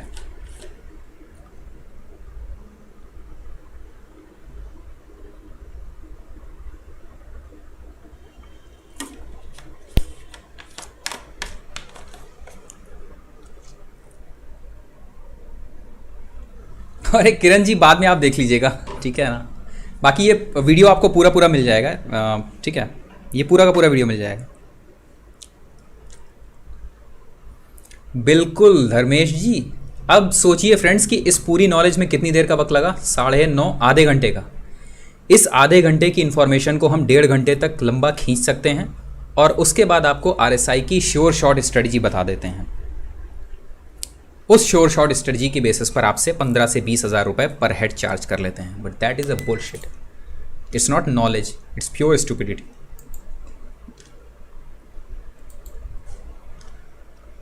ठीक, चलिए। सेकंड सबसे important indicator, that is called Bollinger band. John Bollinger ने बनाया था। अब बनाते समय उन्होंने क्या किया था क्या नहीं, that is a different thing. ठीक, आपको देते हैं एक छोटा सा ब्रेक बोलिंजर बैंड से पहले, और जरा इस वीडियो को ध्यान से देखिए और सुनिए कि शंकर शर्मा जी क्या कह रहे हैं इस वीडियो के अंदर। ओके, ब्रेक बनता है ना 2 मिनट का, और यहां पर आपके लिए इंफॉर्मेशन है फ्रेंड्स, ठीक है? ध्यान से सुनिएगा। सर, जब शेयर बाय करने के लिए सही है ऐसा लगता है तो सिर्फ उसे और थोड़ा स्ट्रांग करने के लिए। हाँ बिल्कुल सही है मयूर जी। अब ध्यान से सुनिए फ्रेंड्स, इंग्लिश में है, अगर आप चाहें तो हम इसका हिंदी ट्रांसलेशन कर सकते हैं। इंग्लिश में है, अगर आप चाहें तो हम इसका हिंदी ट्रांसलेशन कर सकते हैं। कमेंट बॉक्स में बताइए हिंदी और इंग्लिश, कमेंट बॉक्स में दीजिए हिंदी और इंग्लिश।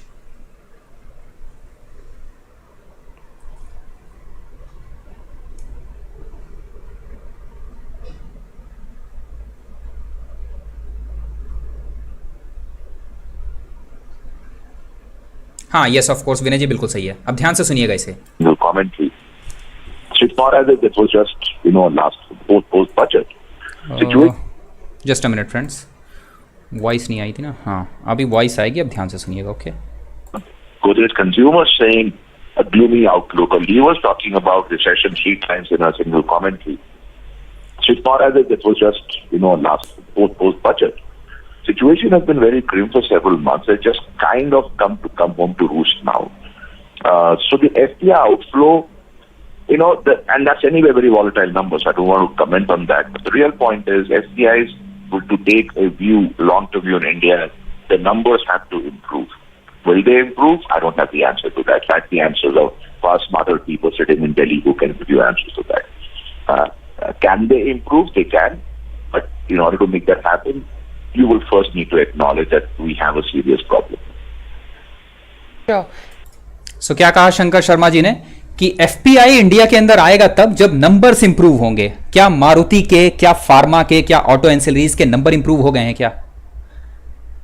और शंकर शर्मा जी ये बात कह रहे हैं कि FPIs ऐसे नहीं आएगा कि जो यहां से गया वो इमीडिएटली एक दिन आपने एक डिसीजन लिया और डिसीजन लेने के तुरंत बाद वो अगले दिन आना शुरू हो जाएगा। यहां वो देखेगा कि नंबर्स कैसे हैं आपके, ऑटो एंसिलरीज, फार्मा, FMCGs, क्या इनके नंबर सही हो गए हैं? नंबर्स का मतलब है रिजल्ट्स। अब ध्यान से सुनिए जो अगला डिस्कशन है फ्रेंड्स। क्वालिटी का नॉलेज रखना बहुत जरूरी है, तभी आप मार्केट के ऊपर सही राय दे पाएंगे। Okay, So Shankar, I mean, not in New Delhi, but sitting out there in Dubai in the midst of your breakfast, what do you think the government can do? We all know, we've talked about this during the budget as well, that the fiscal elbow room is rather narrow at this point in time. We've all seen with the tax collections as well that there's only that much that they can do. What can the government do by way of reforms to try and pick up the economy, which is in a clear distress? Lady पूछ रही है कि government आखिर क्या कर सकती है इस पर्टिकुलर सिचुएशन के अंदर, जो कि थोड़ा बहुत जो हमारा जो इकोनॉमी है उसको पटरी पर लाने के लिए जरूरी होगा। आप ध्यान से सुनिए कि क्या कहने वाले हैं। You want to hear the politically correct view, or what I would do if I was the head of the country or head of the finance ministry? The latter. एक बिजनेसमैन ये कह रहा है, do you want to hear the politically correct view?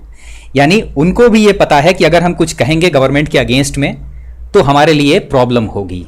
ये बात इस देश का एक इन्वेस्टर जो है वो ये कह रहा है कि भाई हमको हमेशा गवर्नमेंट के फेवर में ही बात करनी है या फिर सच बोलना है। तो लेडी देखिए क्या कहती हैं। शंकर, लेडी कहती हैं द सेकंड व्यू मींस जो करेक्ट व्यू है वो दीजिए। कम से कम दुबई में बैठे हुए आप ये बात तो सच कह ही सकते हैं। Right? When you say such things, people handle trouble these days. Take your pick. Sitting far away in Dubai, I don't think that should be a problem, should it?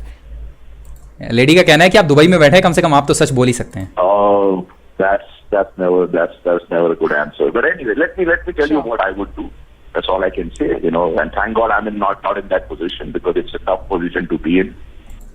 अब ध्यान से सुनिए फ्रेंड्स, क्या इशू क्या है कि इनका कहना है कि जो रुपी को डिवैल्यूएट करना चाहिए, आपको रुपी की वैल्यू थोड़ी सी घटानी चाहिए। क्यों? क्योंकि इंडिया की जो इकॉनमी है वो बेसिकली इंपोर्ट ड्रिवन है। हम एक्सपोर्ट बहुत ज़्यादा नहीं करते, हम इंपोर्ट बहुत ज़्यादा करते हैं, इसलिए थोड़ी सी वैल्यू आपको वैल्यूएशन जो है रुपीज़ का वो कम करना पड़ेगा।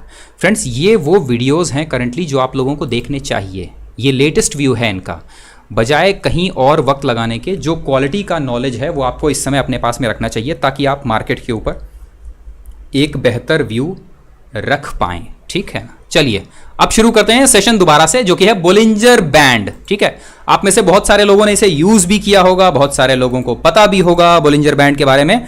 और ये वो सेकंड इंडिकेटर है जिसका किसी भी कॉन्फ्रेंस में या फिर सेमिनार्स के अंदर सबसे ज्यादा बेचा जाने वाला अगर कोई सेकंड इंडिकेटर है जिस पर सबसे ज्यादा स्ट्रेटजीज बेची जाती हैं, so this is called Bollinger band. आमतौर पर आपको इसकी पोजीशंस मिलती है जो आपके सामने है इस समय, वैल्यूज 20 और 2। ठीक है, सभी लोगों को पता है। क्या आप में से सभी को बोलिंजर बैंड के बारे में पता है, हाँ या ना? कमेंट बॉक्स में डालिएगा।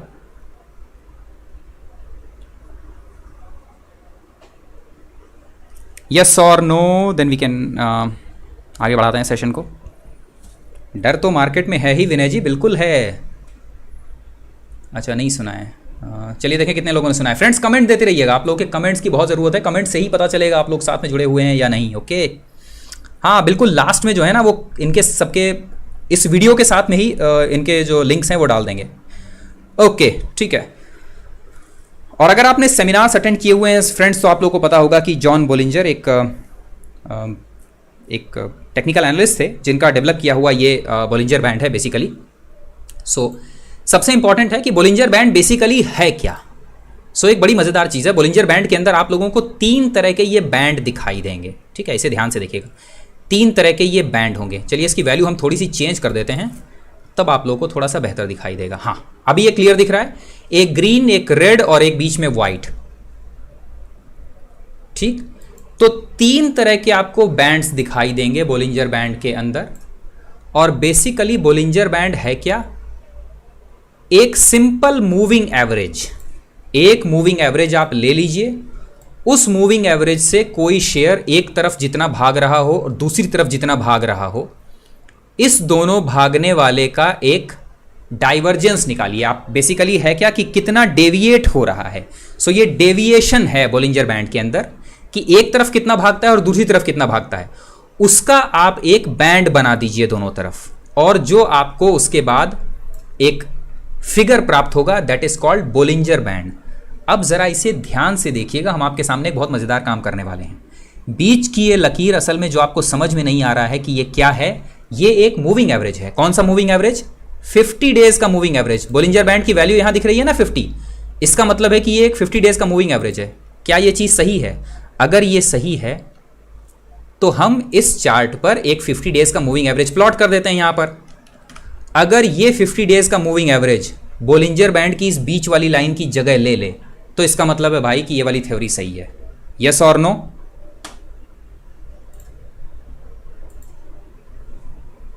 क्लियर हो गया? किसी को कोई डाउट है? हाँ बिल्कुल सही है Vinay ji, sigma of the moving average. ठीक है, आप उसे और कठिन भाषा में कर दीजिए ताकि और समझ में ना आए। ठीक है, ओके। सो सिंपल है कि ये एक सिंपल मूविंग एवरेज है। अरे ये एक सिंपल मूविंग एवरेज है ये, ठीक है। और सिंपल मूविंग एवरेज का एक तरफ का डेविएशन, बेसिकली आप सिर्फ डेविएशन ले लेते हैं, वो डेविएशन एक बैंड फॉर्म में जब आप रख देते हैं, so that is called Bollinger band. अब ध्यान से सुनिए कि बोलिंजर बैंड जानने के बाद middle line versus moving average ये हो गया। बोलिंजर बैंड इस्तेमाल करने का जो सबसे सही तरीका है वो बेसिकली क्या है, ध्यान से सुनिएगा इसे। बोलिंजर बैंड असल में आपको बताता क्या है, जब भी इन दोनों बैंड्स के बीच की स्ट्रेंथ कम होती जाती है, दोनों बैंड्स के बीच की दूरी कम होती जाती है, तो ये हमेशा ये बताता है कि शेयर का कंसोलिडेशन जोन आ रहा है। दोबारा सुनिए, जब भी बोलिंजर बैंड्स पास पास आने लगें तो ये इंफॉर्मेशन देता है कि शेयर में एक कंसोलिडेशन जोन आ रहा है।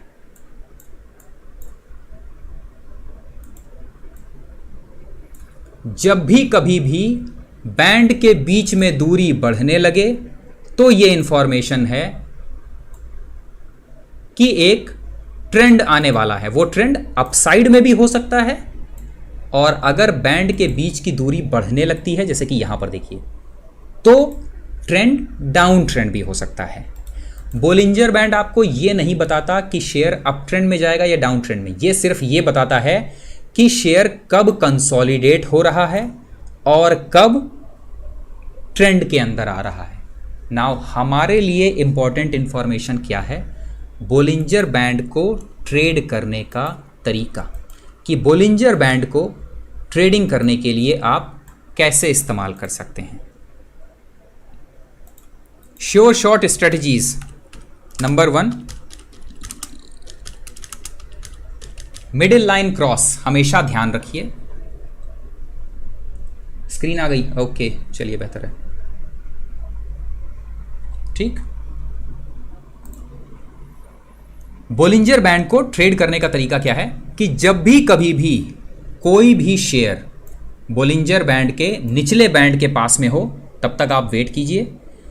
पहली कैंडल मिडिल लाइन को जिस भी जगह पर क्रॉस करके बंद हो जाए, जैसे कि ये कैंडल बंद हुई, वहां पर आप ट्रेड लीजिए, और उसके बाद जब भी अगली कैंडल मिडिल लाइन को टच कर रही हो, उस जगह पर आप अपनी ट्रेड से बाहर निकल जाइए, ठीक। ध्यान से देखते रहिएगा इसे। मिडिल लाइन के ऊपर जब भी कभी कोई कैंडल क्लोज करे, वहां पर आप ट्रेड लीजिए। अपर बैंड के पास में जो हायर बैंड है, हायर बैंड के पास में जब भी कैंडल टच करती है, इसके पास में आप ट्रेड से निकल जाइए, ठीक। ध्यान से, सर रेड लाइन नीचे जाती है तो शेयर ऊपर जा रहा है, नहीं ऐसा नहीं है प्रतीक जी, अभी इसका डिस्क्रिप्शन देंगे, इस ध्यान से इस चीज़ को सुनते रहिए जो हम बता रहे हैं, ठीक है। तो बोलिंजर बैंड को इस्तेमाल करने का पहला तरीका क्या है कि मिडिल लाइन क्रॉस करे, जब भी शेयर मिडिल लाइन क्रॉस करके बंद हो जाए, इस जगह पर आप ट्रेड ले लीजिए। ऊपरी लाइन या जो ऊपरी बार है, इस बार को जब भी टच करे, वहां पर अपनी ट्रेड एग्जिट कर दीजिए। जरा देखिए कि कितनी बार आपको प्रॉफिट हो सकता है, देखते रहिएगा फ्रेंड्स।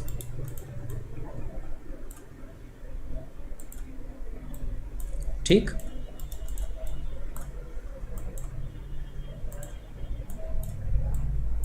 है। एक सेकंड स्ट्रेटजी है बोलिंजर बैंड को इस्तेमाल करते हुए आफ्टर कॉन्ट्रैक्शन। ये बहुत इंपॉर्टेंट स्ट्रेटजी है।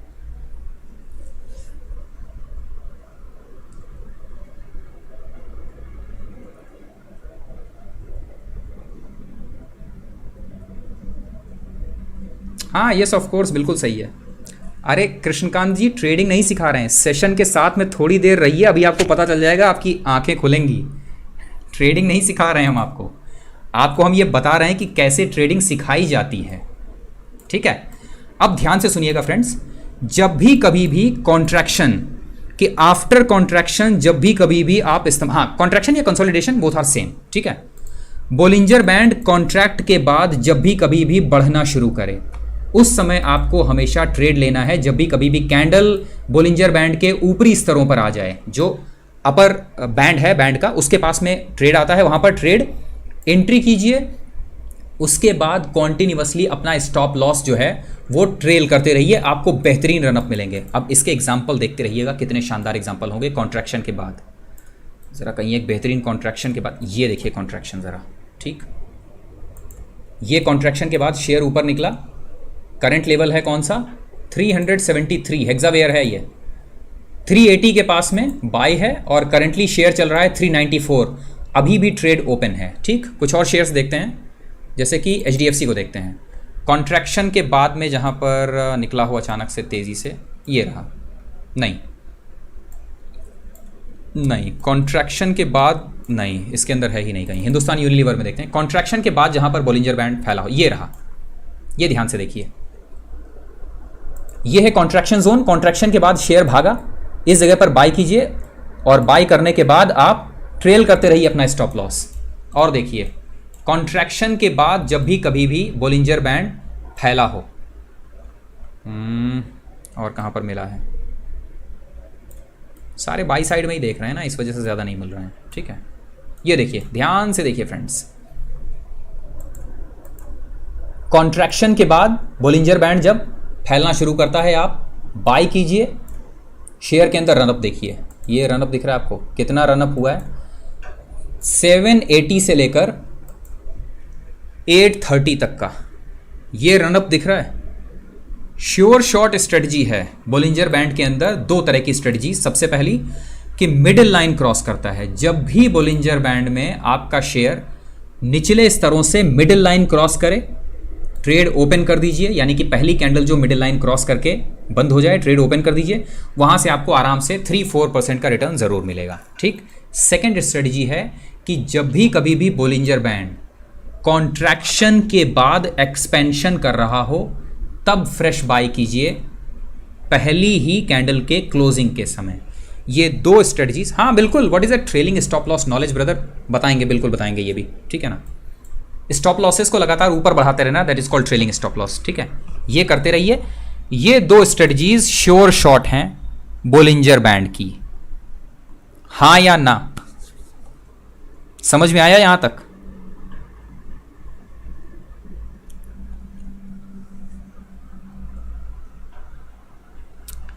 यस और नो ब्रदर, बॉलिंजर बैंड के अंदर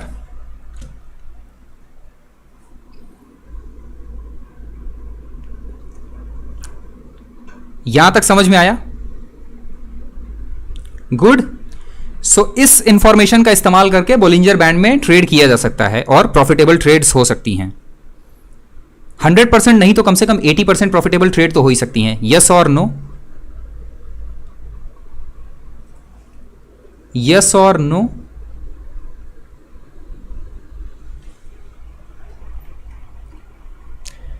Is it good or not? It's good. If they say yes, then definitely we all are stupid. Yes, we all are stupid. Yes.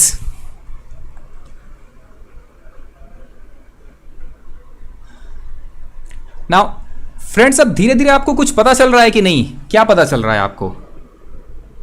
आपको यह पता चल रहा है कि एक स्ट्रेटजी अगर हम आपके सामने डिस्कस करें, शेयर का एक डिटेल नॉलेज दें, एक पर्टिकुलर इंडिकेटर का नॉलेज डिटेल में आपको बताएं,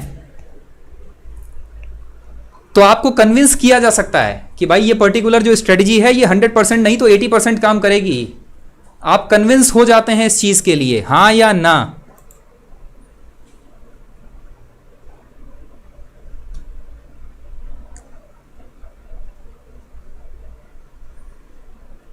बाय करने मतलब स्ट्रेटजीज एक्सेप्ट करने के लिए कन्विंस हो जाते हैं।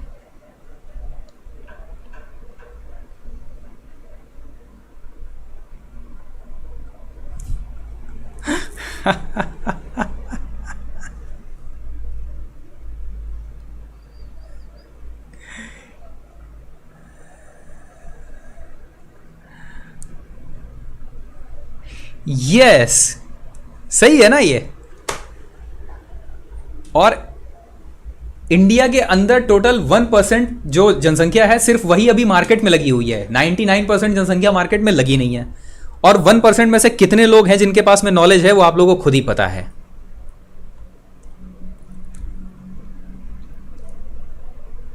ठीक, नाउ लास्ट और सबसे इंपॉर्टेंट है, चलिए इसका एक बार डिस्कशन और कर लेते हैं, दैट इज MACD या फिर आप कहते हैं जिसे MACD। अरे मनीषा जी ट्रेडिंग नहीं सिखा रहे हैं, आंखें खोल रहे हैं, जरा पब्लिक से पूछिए कि कैसा लग रहा है सेशन, कैसा लग रहा है ब्रदर, सेशन कैसा लग रहा है?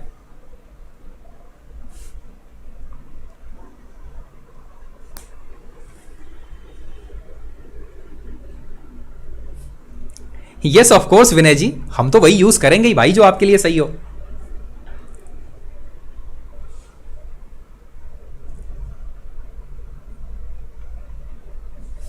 ठीक, अब लास्ट एक और ले लेते हैं, दैट इज कॉल्ड मैकडी और moving average convergence divergence, this is called MACD।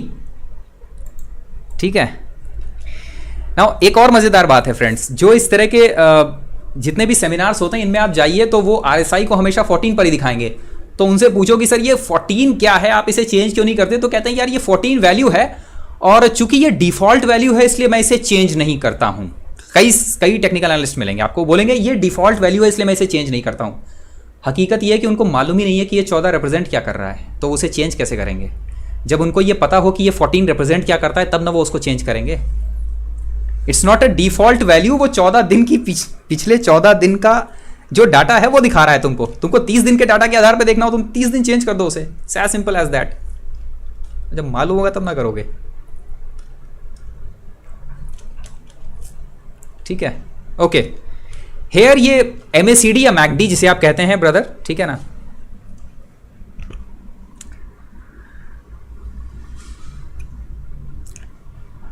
Short covering, अरे बता देंगे ब्रदर, थोड़ा सा वक्त तो दीजिए, 2-3 टाइम देखो। नॉर्मल मिल रहा है, नो लैग मिल रहा है थोड़ा थोड़ा, okay okay. Today session is to make sure we don't fall into this trap. कुछ मज़ा आने वाला है इधर, कुछ ब्लास्ट करने, यही है, ये सारा ब्लास्टिंग ही है, ये और क्या है। ठीक है, अच्छा ये है MACD, आमतौर पर जिसकी वैल्यू आपको हमेशा दिखती है 9 26 या 24, हम इसकी वैल्यू चेंज कर देते हैं 10 और 30 से, ठीक है ना।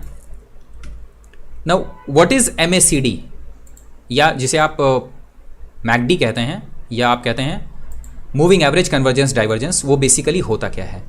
So moving average convergence divergence और कुछ भी नहीं है, ये सिर्फ 2 वैल्यूज, ध्यान से सुनिएगा फ्रेंड्स, 2 वैल्यूज, जैसे कि आप इनकी शॉर्ट पीरियड और लॉन्ग पीरियड 2 मूविंग एवरेजेस आप ले लीजिए, 10 दिनों का और 30 दिनों का मूविंग एवरेज।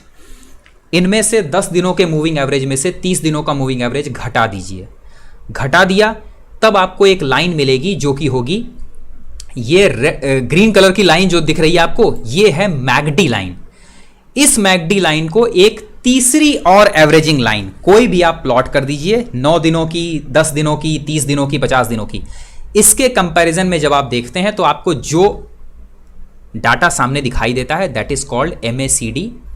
सिंपल भाषा में कहें तो MACD में और एक डबल मूविंग एवरेज के अंदर कोई मेजर डिफरेंस नहीं है, इसे ध्यान से देखिएगा, ठीक है ना। Just a minute friends, double moving average लगा देते हैं, ठीक है ना। इन दोनों के बीच में बहुत ज़्यादा कोई डिफरेंस नहीं है, ठीक। बट मूविंग एवरेज का इस्तेमाल या MACD का इस्तेमाल हम करते कैसे हैं, ध्यान से देखिएगा। MACD के अंदर आपको 2 लाइनें मिलती हैं, एक MACD लाइन जो कि ये ग्रीन कलर वाली लाइन है, दूसरी रेड लाइन जो कि है इसकी एक इंडिकेशन लाइन, ठीक।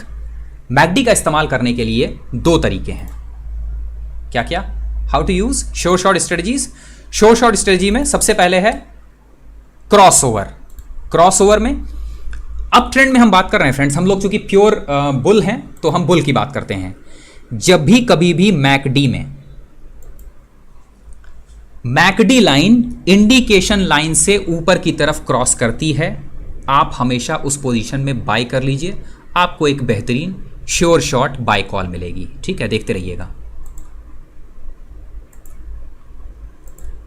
हम सिर्फ जहां जहां पर क्रॉस कर रही है उन जगहों पर क्लिक करते जा रहे हैं, ठीक है, देखते रहिए। कोई भी शेयर उठा लीजिए, कोई भी चार्ट उठा लीजिए, देखिए यहां पर बाय किया आपने अप ट्रेंड में,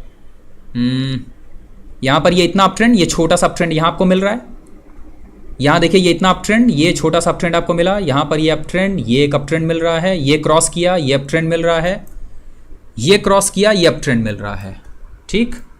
देन चलिए कोई और शेयर लेते हैं, ये मान लेते हैं कि चलिए भाई ये शेयर तो green crossover red, buy red crossover green sell. हाँ yes of course Vinay ji बिल्कुल सही है, जो हम बता रहे हैं उसका ठीक उल्टा, तो मतलब सेल होगा। ठीक, यहाँ पर देखिए ग्रीन क्रॉसओवर रेड जहाँ भी मिल रहा है आपको, ये अप ट्रेंड है। ठीक, और देखते हैं नीचे कहाँ पर हमको अप ट्रेंड मिल सकता है। ग्रीन क्रॉसओवर रेड कहाँ, ये देखिए ये ग्रीन क्रॉसओवर रेड है, तो यहाँ छोटा सा आपको एक अप ट्रेंड मिल गया। ठीक, देखते रहिएगा अप ट्रेंड है। सबसे बेहतरीन जो मतलब सेल किया जा सकता है ना, वो है मैकडी MACD। ये देखिए बहुत ही श्योर शॉर्ट इन्फॉर्मेशन मिलती है मैकडी से। मतलब ट्रेडिंग के लिए अगर आप किसी चीज़ को इस्तेमाल करना चाहें तो मैकडी बेहतरीन तरीके से इस्तेमाल कर सकते हैं। इसीलिए फ्रेंड्स हमारे शुरुआत के अगर आप कुछ वीडियोस देखेंगे ना, तो उसके अंदर आपको मैकडी मिलेगा। हम लोग मैकडी इंडिकेटर यूज़ करते थे नॉलेज के लिए। आप अगर बिल्कुल शुरुआत वाले इंडिकेटर वो देखेंगे ना हमारे वीडियोस, तो आपको बढ़िया मिलेंगे ये। ठीक है ना, नहीं मैकडी फॉलिंग मार्केट में भी काम करता है। गौरव पुरी जी मैकडी फॉलिंग मार्केट में भी बढ़िया काम करता है। ठीक, सो फ्रेंड्स ये चीज़ क्लियर हुई आपको कि मैकडी के अंदर अगर कभी भी ग्रीन क्रॉसओवर रेड यानी मैकडी लाइन अपनी इंडिकेटर लाइन के ऊपर अगर मिल रही है आपको क्रॉसओवर में, तो आप बाय कीजिए। श्योर शॉर्ट 2-3% तो आपके कहीं भी नहीं गए हैं। ये सबसे पहली स्ट्रेटजी है and it is a good strategy. See trust me, अब इस बार वो आई ओपनर वाला सेशन नहीं है, ये वाकई सही चीज़ है। ठीक है, मैकडी बहुत ही बढ़िया इंडिकेटर है। उसकी वजह क्या है कि मैकडी यूज़ क्या कर रहा है, McD simple moving averages use कर रहा है। आप लोगों को याद है फ्रेंड्स, मूविंग एवरेज क्लस्टर जो हमने बताया था, वही इस्तेमाल कर रहा है मैकडी। सेकेंड मैकडी के अंदर जो इंपॉर्टेंट इंफॉर्मेशन है, या जिसे आप शो शॉर्ट स्ट्रेटजी कह सकते हैं, that is crossing of median line. It's very important. Please check on Titan. चलिए टाइटन पर चेक करते हैं। ठीक है, चलिए टाइटन पर चेक करते हैं मैकडी को। ये है टाइटन। एक काम करते हैं, ऊपर के चार्ट को अभी हम कर देते हैं बंद। ठीक है, अब हम ऊपर का चार्ट नहीं देख रहे हैं। ठीक, चार्ट नहीं देख रहे हैं हम सिर्फ नीचे की सारी ये जितनी हैं ये इंफॉर्मेशन लगाते हैं और देखते हैं कि भाई नीचे की ये लगाने पर हमको उसके बाद चार्ट पर क्या देखने को मिलता है। ठीक है, इसका मतलब है कि भाई किसी तरह का कोई पंगा नहीं है, कोई झूठ नहीं है। Right, wrong, justified, good enough. ठीक, अब चलिए ऊपर का चार्ट हम नीचे ले आते हैं और देखते हैं भाई कि जो इन्फॉर्मेशन हमने डाली, ये इन्फॉर्मेशन कहाँ तक सही है। ठीक, देखिए इस पर्टिकुलर जगह पर बाय है, इसके बाद मैकडी ऊपर जा रहा है। ठीक, यहाँ पर देखिए बाय का कॉल डाला, ऊपर जा रहा है। यहाँ पर देखिए बाय का कॉल ऊपर जा रहा है, और ये टाइटन है, यहाँ पर दिख रहा है क्लियर। ये देखिए यहाँ पर बाय का कॉल और उसके बाद शेयर ऊपर जा रहा है। राइट, रॉन्ग, जस्टिफाइड है मैकडी। किसने पूछा था ये? अक्षय जी। टाइटन पर क्लियर हो गया ना?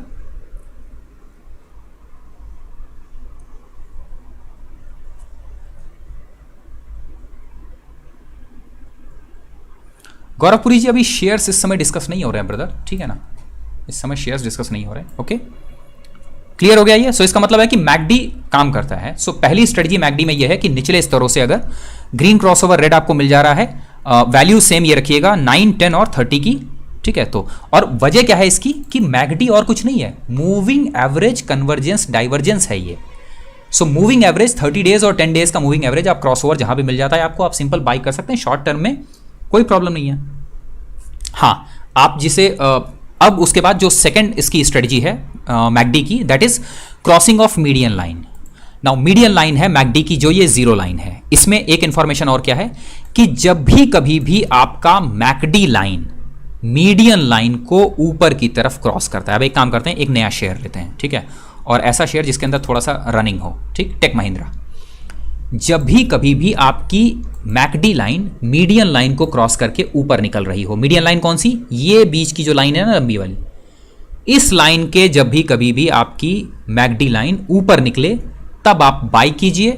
आपकी वो कॉल ज्यादातर समय प्रॉफिटेबल कॉल साबित होगी। दिख रहा है फ्रेंड्स, कोई चोरी नहीं है, आपके सामने है वैल्यू। ठीक, चलिए कोई और शेयर उठाते हैं, फंडामेंटली अच्छा शेयर, वी-गार्ड। ठीक है ना, थोड़ा सा वी-गार्ड के अंदर आपको वही मिलेगा, या विप्रो निकालते हैं। ठीक, चलिए ये रहा, निचले स्तरों से ऊपर निकल रहा था विप्रो, एक और कहाँ है, ये रहा, निचले स्तरों से ऊपर जा रहा था विप्रो, दो। ठीक है, ऊपर आपको दिख रहा है यहां पर वैल्यू, क्लियर है। नीलकमल जी, इट्स अ डेली कॉल। ठीक है, ये जो चार्ट है ये बेसिकली डेली का कैंडलस्टिक चार्ट पैटर्न है। ओके, किरण गुप्ता जी निफ्टी 20 पर, चलिए निफ्टी 20 पर देखते हैं इसको। गुड, बढ़िया है। जो सजेशन देना है फ्रेंड्स सजेशन दीजिए। सेमिनार आपका है, सेशन आपका है, नॉलेज हमारा है, ठीक है ना। आपके साथ हम शेयर कर रहे हैं। निफ्टी 20 के अंदर अगर आपको इतनी वैल्यू मिल रही है that is more than sufficient. कहाँ से कहाँ तक की मिली है देखिएगा, 8200 से 8300 मिल रही है, 100 पॉइंट्स निफ्टी के मिल रहे हैं, ठीक। यहां देखिए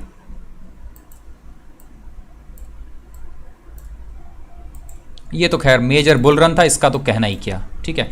इस समय का जो करंटली थोड़ा सा ये हुआ है ना, इसके अंदर थोड़ा सा देखते हैं कि कहाँ कहाँ पर आपको निफ्टी बाय मिलता है।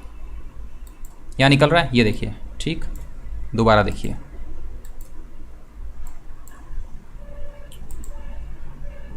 दोबारा देखिए, मिल रहा है। MACD की वैल्यू ये रही आपके सामने। 9 डेज सबसे पहले रखी average period, then short type 10 days का, लॉन्ग टाइप 30 डेज का। ओके, सो ये है मैकडी का श्योर शॉर्ट वैल्यू, जो कि है कौन कौन सी, क्रॉसओवर। जब भी कभी भी आपको जस्ट अ मिनट फ्रेंड्स, जब भी कभी भी आपको मूविंग एवरेज, कन्वर्जेंस, डाइवर्जेंस नीचे से क्रॉसिंग मिल जाए, ठीक है ना। मैकडी अगर निचले स्तरों पर मैकडी लाइन क्रॉस करती है एवरेज लाइन को, तब आप वहां पर बाई करें। सेकंड है कि जब मीडियन लाइन के ऊपर निकल रहा हो तब। अब जरा कमेंट बॉक्स में बताइए, what value should be taken for the Bollinger band and MACD? Will it work on 1, 5, 15, 20? Will it work on daily chart only? ये सारी वैल्यूज पर काम करेगा, बट हमारे लिए जो सबसे ओके IGL पर चलिए। जतिंदर जी की कॉल है और जतिंदर जी हर बार हमारी मदद करते हैं फ्रेंड्स, तो जतिंदर जी के लिए एक बार IGL पर भी देख लेते हैं, ठीक है ना। चलिए एकदम शुरुआत से देखते हैं IGL पर कहाँ वहाँ बाई कर सकते थे, ठीक है। सिर्फ और सिर्फ वो जगह लेते हैं जहां पर मीडियन लाइन क्रॉस कर रहा है। ये रहा, ये रहा, ये रहा, और लेटेस्ट ये देखिए दिख रहा है कहां पर, 316 पर बाई दे रहा है, 330। सोचिए कि अगर कोई ट्रेडर होता तो वो 316 पर ट्रेड लेता, 330। 5% ट्रेडर को मिल जाता है, इसका मतलब समझ लीजिए क्या हुआ। निफ्टी में भी काम करता है। अरे मतलब अब फिर एक के बाद एक सारे लोग लेके आ ही रहे हैं, ठीक है।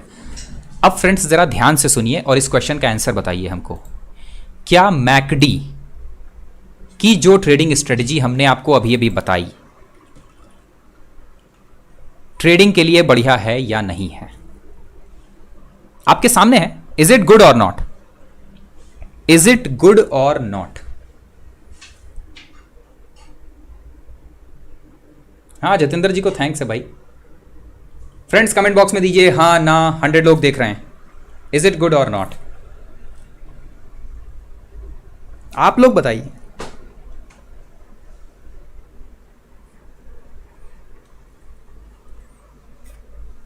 आपके सामने एग्जाम्पल दे रहे हैं, कोई रॉकेट साइंस नहीं है।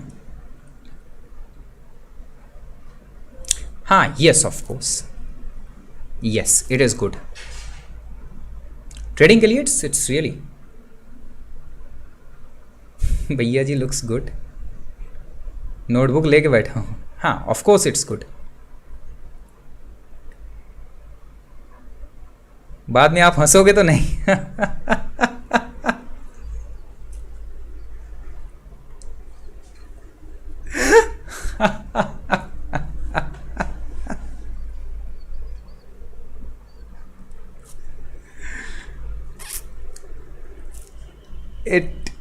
इट इज गुड, ठीक है, इट इज गुड, ठीक। अब जरा फ्रेंड्स ध्यान से सुनिएगा इस चीज को। जरा पीछे के आज तक के 400 से ज्यादा वीडियोस शेयर एकेडमी के हो चुके हैं इस चैनल पर। आप अगर उन 400 वीडियोस को उठाकर देखेंगे, आपको कहीं भी बोलिंजर बैंड यूज हुआ नहीं मिलेगा, किसी भी जगह बोलिंजर बैंड यूज हुआ नहीं मिलेगा। आपको सिर्फ और सिर्फ 3 इंडिकेटर्स मिलेंगे। एवरेज डायरेक्शनल इंडेक्स, जो कि आज हमने डिस्कस नहीं किया। RSI मिलेगा आपको, रिलेटिव स्ट्रेंथ इंडेक्स। सेकंड मिलेगा आपको MACD या MACD, ठीक। अब बहुत ध्यान से सुनिए जो हम आपको बताने जा रहे हैं, जो कि $1 मिलियन इंफॉर्मेशन है फ्रेंड्स। RSI आप बिल्कुल यूज कर सकते हैं, बट सिर्फ और सिर्फ कंफर्मेशन के लिए। अगर ये इंडिकेटर्स इतने ही रिलायबल होते ना, अगर ये इंडिकेटर्स इतने ही रिलायबल होते, तो आदमी को ज़रूरत ही नहीं पड़ती किसी आदमी को सिस्टम के पीछे बैठाने की। आप ऑटोमेटेड ट्रेडिंग सिस्टम के अंदर आप ऑटोमेटेड मशीन में लगा दीजिए कि इंडिकेटर्स के हिसाब से शेयर सेल और बाय होते रहें। और प्रॉफिट कमाया जाता रहे। 100 अगर वैल्यू आप रखिए किसी भी शेयर को एनालाइज करने की, इस चीज़ को ध्यान से सुनिएगा फ्रेंड्स, ठीक है ना। अगर 100 है वैल्यू किसी भी शेयर को एनालाइज करने की, तो 60 है उसके फंडामेंटल्स की, 30 है उसके टेक्निकल्स की, और बाकी का 10 आप रख लीजिए टेक्निकल्स में से इंडिकेटर्स का। इससे ज़्यादा इंडिकेटर्स और कुछ नहीं करते हैं आपके लिए। कोई इंडिकेटर आपके लिए इससे ज़्यादा कुछ नहीं कर सकता है। ज़रा ध्यान से देखिए एक चीज़ जो आपको अभी हम दिखाते हैं, अब आप लोग चार्ट पर खुद ही कहेंगे। चलिए सिर्फ और सिर्फ वॉल्यूम और शेयर का चार्ट पैटर्न दिखाते हैं आपको।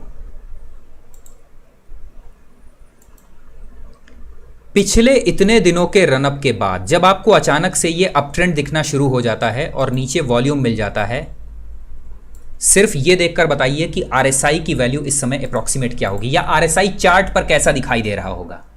सिर्फ इसे कंपेयर कीजिए, इतने दिनों की ये वैल्यू और उसके बाद आरएसआई को इस जगह तक देखेंगे हम लोग, जिस जगह तक ये वॉल्यूम है और यहां का ये अप ट्रेंड। आरएसआई कैसा होगा, अप या डाउन?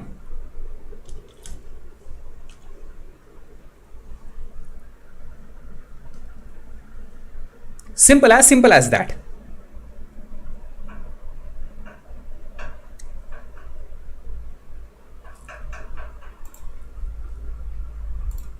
कोई रॉकेट साइंस है? आपको सिंपल पता है कि पिछले कुछ दिनों की वैल्यू के कंपैरिजन में करंटली शेयर के अंदर बाइंग शुरू हो चुकी है, then you yourself can take decision. वही डिसीजन आपको आरएसआई देगा।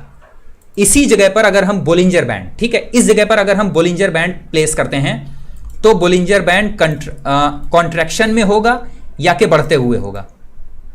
इस जगह पर बोलिंजर बैंड कॉन्ट्रैक्शन में होगा या मतलब क्या कहते हैं आप उसको, मतलब क्लोज होगा या ओपन होगा? सिंपली बताइए, क्लोज होगा या ओपन होगा? सिर्फ इतना बताइए।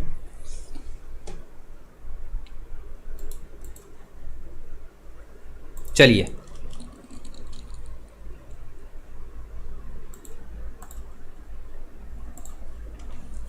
एक्सपैंड कर रहा है, क्लियर है। ये वैल्यू आप थोड़ी सी और बढ़ा देंगे यहां पर, पहले वाली वैल्यूज हटा देते हैं, ठीक है, as simple as that. MACD लगाते हैं अगर, it's not MACD histogram, we are looking for the MACD exponential value 10 30, इसे एक्सपोनेंशियल में रखिए। सिंपल देखिए, क्रॉसओवर दिखा रहा है। नाउ ऐसी कौन सी चीज है इंडिकेटर जो आपको दिखा सकता है, जो आप सामने चार्ट देखकर नहीं बता सकते? थोड़े समय के लिए अगर शेयर ने रनअप दे दिया तो आरएसआई आपको ओवरबॉट दिखाई देगा, इस बट ऑब्वियस। शेयर अगर अच्छा खासा रनअप दे रहा है तो आप बोलिंजर बैंड्स पर देखेंगे तो वो आपको ऊपरी बैंड्स के निकट दिखाई देगा, it is but obvious. McD अगर जैसे चढ़ना शुरू करता है, एमएसीडी पहले नीचे क्रॉसओवर देगा, बहुत थोड़े समय तक चढ़ता रहता है, मिडिल लाइन क्रॉसओवर दे देगा, उसके बाद चढ़ता रहता है, आपको हमेशा एमएसीडी ऊपर मिलेगा। इंडिकेटर ऐसा आपको क्या बता रहा है जो आप चार्ट देखकर नहीं जान सकते? एक चीज और मजेदार दिखाते हैं,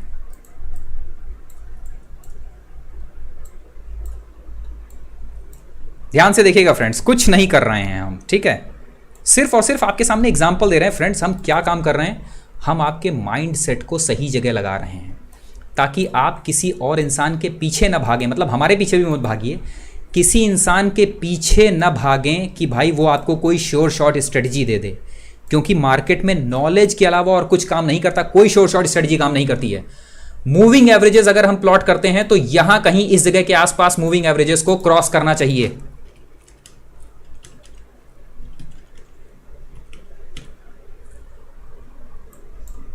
देखते रहिएगा।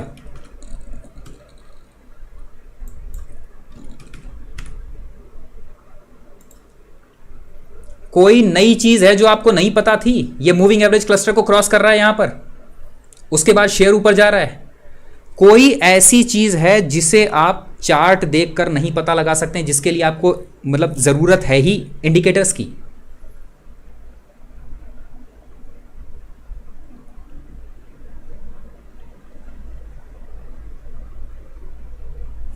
क्लियर हुई ये चीज? ये मूविंग एवरेज क्लस्टर है, ये क्लियर हुआ फ्रेंड्स? अब अगर आप हमसे पूछिए कि हमारी sure short strategy, now we are going to be wise. अब पूछिए कि हमारी श्योर शॉर्ट स्ट्रेटेजी क्या है, तो सबसे पहला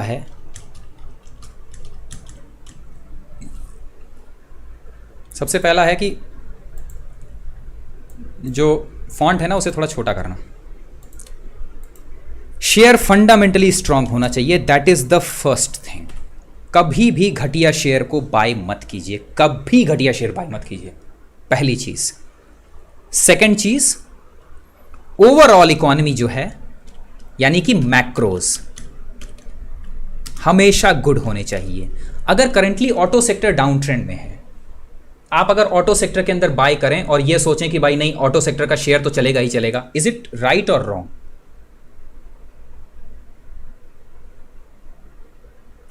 ये फॉर्मल एजुकेशन और हिट एंड ट्रायल दोनों थे जीत जी।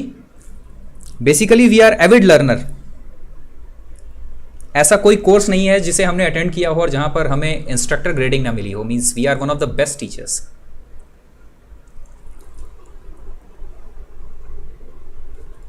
ठीक है, एंड एविड लर्नर्स। ठीक, सो फंडामेंटली स्ट्रॉन्ग शेयर होना चाहिए। सेकंड, मैक्रोज गुड होने चाहिए, इकोनॉमी बढ़िया हो। अब आप 2008 में सोचें कि हम निवेश करेंगे उसके बाद पैसा कमा लेंगे, तो इट्स स्टुपिडिटी। 2012 में आप सोचें कि रिसेशन के समय आप पैसा डालेंगे और पैसा कमा लेंगे, it's bad. So macros good का मतलब सेक्टर भी आपका अच्छा होना चाहिए। नाउ जब ये दो चीजें हो गई, देन फंडामेंटली शेयर स्ट्रांग है, मैक्रोज गुड है, इसके साथ में देन आता है टेक्निकल। चूंकि हम टेक्निकल्स पढ़ रहे हैं यानी कि ट्रेंड बढ़िया होना चाहिए। ठीक है, अब भाई करंटली आईटी बढ़िया परफॉर्म कर रहा है। ठीक है, देखिए करंटली आईटी अच्छा परफॉर्म कर रहा है, मैक्रोज आईटी के लिए फेवरेबल हैं, बाकी सबके लिए फेवरेबल ना हो बट आईटी के लिए फेवरेबल हैं। बट भाई विप्रो डाउन ट्रेंड के अंदर है, तो आप सोचें कि हम विप्रो में पैसा कमा लेंगे, तो नहीं होगा। विप्रो में डालने वाला थोड़ा है पैसा इस समय। Then third comes technicals. Now अब आप हमसे पूछिए कि टेक्निकल्स के अंदर किन चीज़ों पर सबसे ज़्यादा ध्यान देना चाहिए। सबसे पहली चीज़ है ट्रेंड, सबसे इंपॉर्टेंट। ट्रेंड आपका हमेशा पॉजिटिव होना चाहिए, ट्रेंड आपके लिए फेवरेबल होना चाहिए, फर्स्ट। सेकंड, आपका नज़रिया हमेशा बड़ा होना चाहिए। आप ये मत सोचिए कि आप 5 मिनट की कैंडल और 10 मिनट की कैंडल देखकर और इंट्राडे या फिर 15 मिनट की कैंडल में आप शॉर्ट टर्म के लिए आधे घंटे में आप परफॉर्मेंस निकाल लेंगे। ठीक, सेकंड चीज़ है आपका time horizon, that should be big. ठीक, थर्ड थिंग वॉल्यूम। इसीलिए हम इंट्राडे की कैंडल लेते हैं फ्रेंड्स। क्यों हम इंट्राडे की कैंडल लेते हैं? क्योंकि इंट्राडे का टाइम होराइजन बड़ा होता है। Third is volume. आपने देखा ब्रेकआउट ब्रेकडाउन वॉल्यूम, इनके ब्रेकआउट ब्रेकडाउन के लिए वॉल्यूम बहुत ज़रूरी होता है। अगर वॉल्यूम नहीं है आपके पास में तो ब्रेकआउट ब्रेकडाउन उतना बढ़िया नहीं होगा। ठीक है ना, जहां पर आपको ब्रेकआउट मिल रहा है वहां अगर वॉल्यूम मिल रहा है आपको, तो आपको पता है कि फिर वॉल्यूम की इंपॉर्टेंस क्या है। अरे गणेश जी 2 मिनट के लिए रुक जाइए भाई, आप तो बिल्कुल मतलब एकदम पक्के ट्रेडर हो जाते हैं। ठीक है ना। Second is volume. देन अगर आप हमारी पूछिए पर्सनली हमारी राय कि इसके बाद आपको क्या यूज करना चाहिए, then comes moving averages. It's very important, और उसमें भी सिंगल नहीं, हमेशा मल्टीपल मूविंग एवरेजेस इस्तेमाल कीजिए। और 30 डेज 50 डेज 100 डेज 200 डेज ये मूविंग एवरेज इस्तेमाल कीजिए। इसके अलावा अगर आप किसी इंडिकेटर का इस्तेमाल कर सकते हैं, that is important, that is McD. But ध्यान रखिएगा सिर्फ 5%। अपनी पूरी नॉलेज को, इस पूरी नॉलेज को एक बार वेरीफाई करने के लिए ही मैकडी का इस्तेमाल कीजिए। मैकडी की बेसिस पर कॉल मत लीजिए, कॉल को कंफर्मेशन लीजिए मैकडी से। कॉल का कंफर्मेशन मैकडी से लीजिए, मैकडी की बेसिस पर अपनी कॉल मत लीजिए।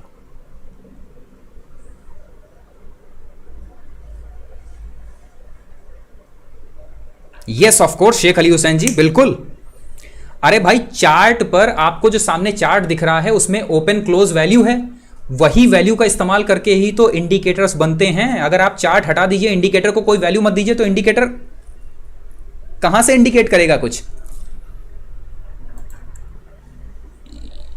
ठीक, मैकडी के बाद आरएसआई, देन एडीएक्स।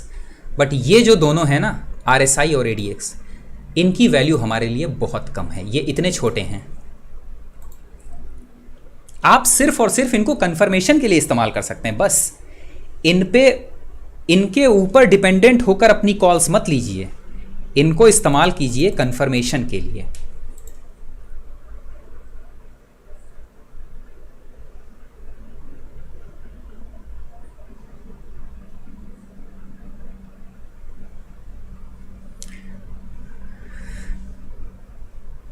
हाँ, yes of course, nothing else.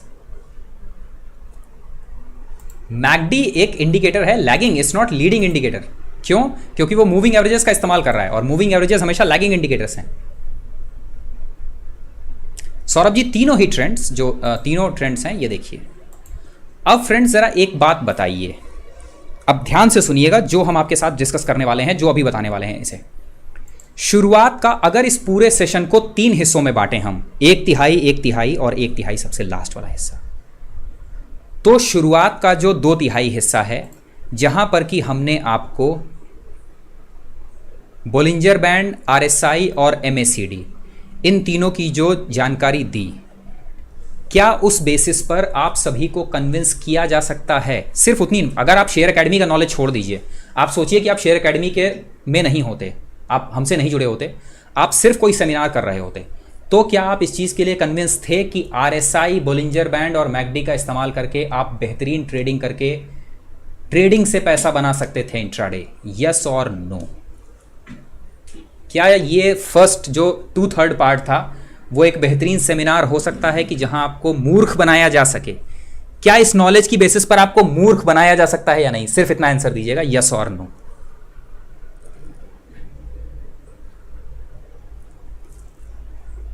Yes और नो फ्रेंड्स। हालांकि ये कहना थोड़ा सा कठिन है कि अपने आप को मूर्ख बनाया जा सकता है, बट अपने आप से ईमानदार होना बहुत ज़रूरी है। देखिए, अनटिल अनलेस यू एक्सेप्ट कि हमारे साथ में प्रॉब्लम है, आप प्रॉब्लम का सोल्यूशन नहीं ढूंढेंगे।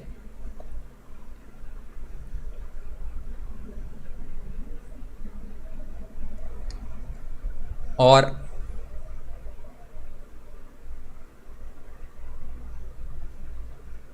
अगर ये चीज़ सही है, सो मार्क ट्वाइन मूर्ख नहीं थे जिन्होंने ये बात कही। क्या कहा उन्होंने?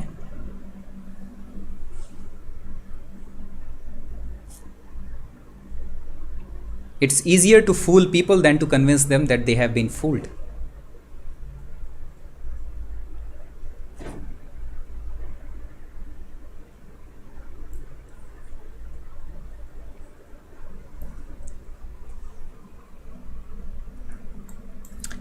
हमने कहा था आपसे कि शुरुआत हम इसी कोड से कर रहे हैं और अंत इसी कोड से करेंगे।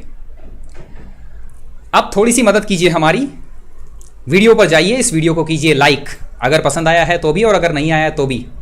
आपके लिए इतनी मेहनत करिए, आज लाइक ज़रूर बनता है। और साथ ही साथ कमेंट बॉक्स में जाइए और आज के इस कमेंट के अंदर बताइए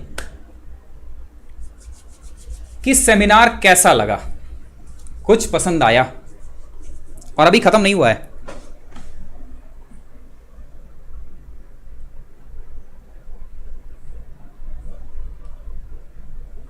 जब तक सच जूते पहनता है झूठ गांव के 2 चक्कर मारा। बहुत सही बात कही आपने, एग्जैक्टली गुड।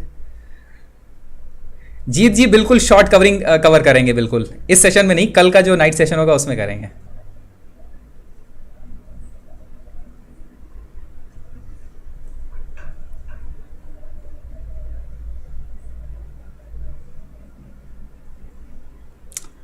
ओके, बिल्कुल कर देंगे उसे, बिल्कुल निश्चिंत रहिएगा। नॉलेज ब्रदर, बिल्कुल आपकी क्वेरीज ले लेंगे। Already like what happened Capacite suddenly. हाँ, कैपेसाइट के बारे में आज रात में स्टडीज़ कंप्लीट करेंगे। यस गौरवपुरी जी, बिल्कुल।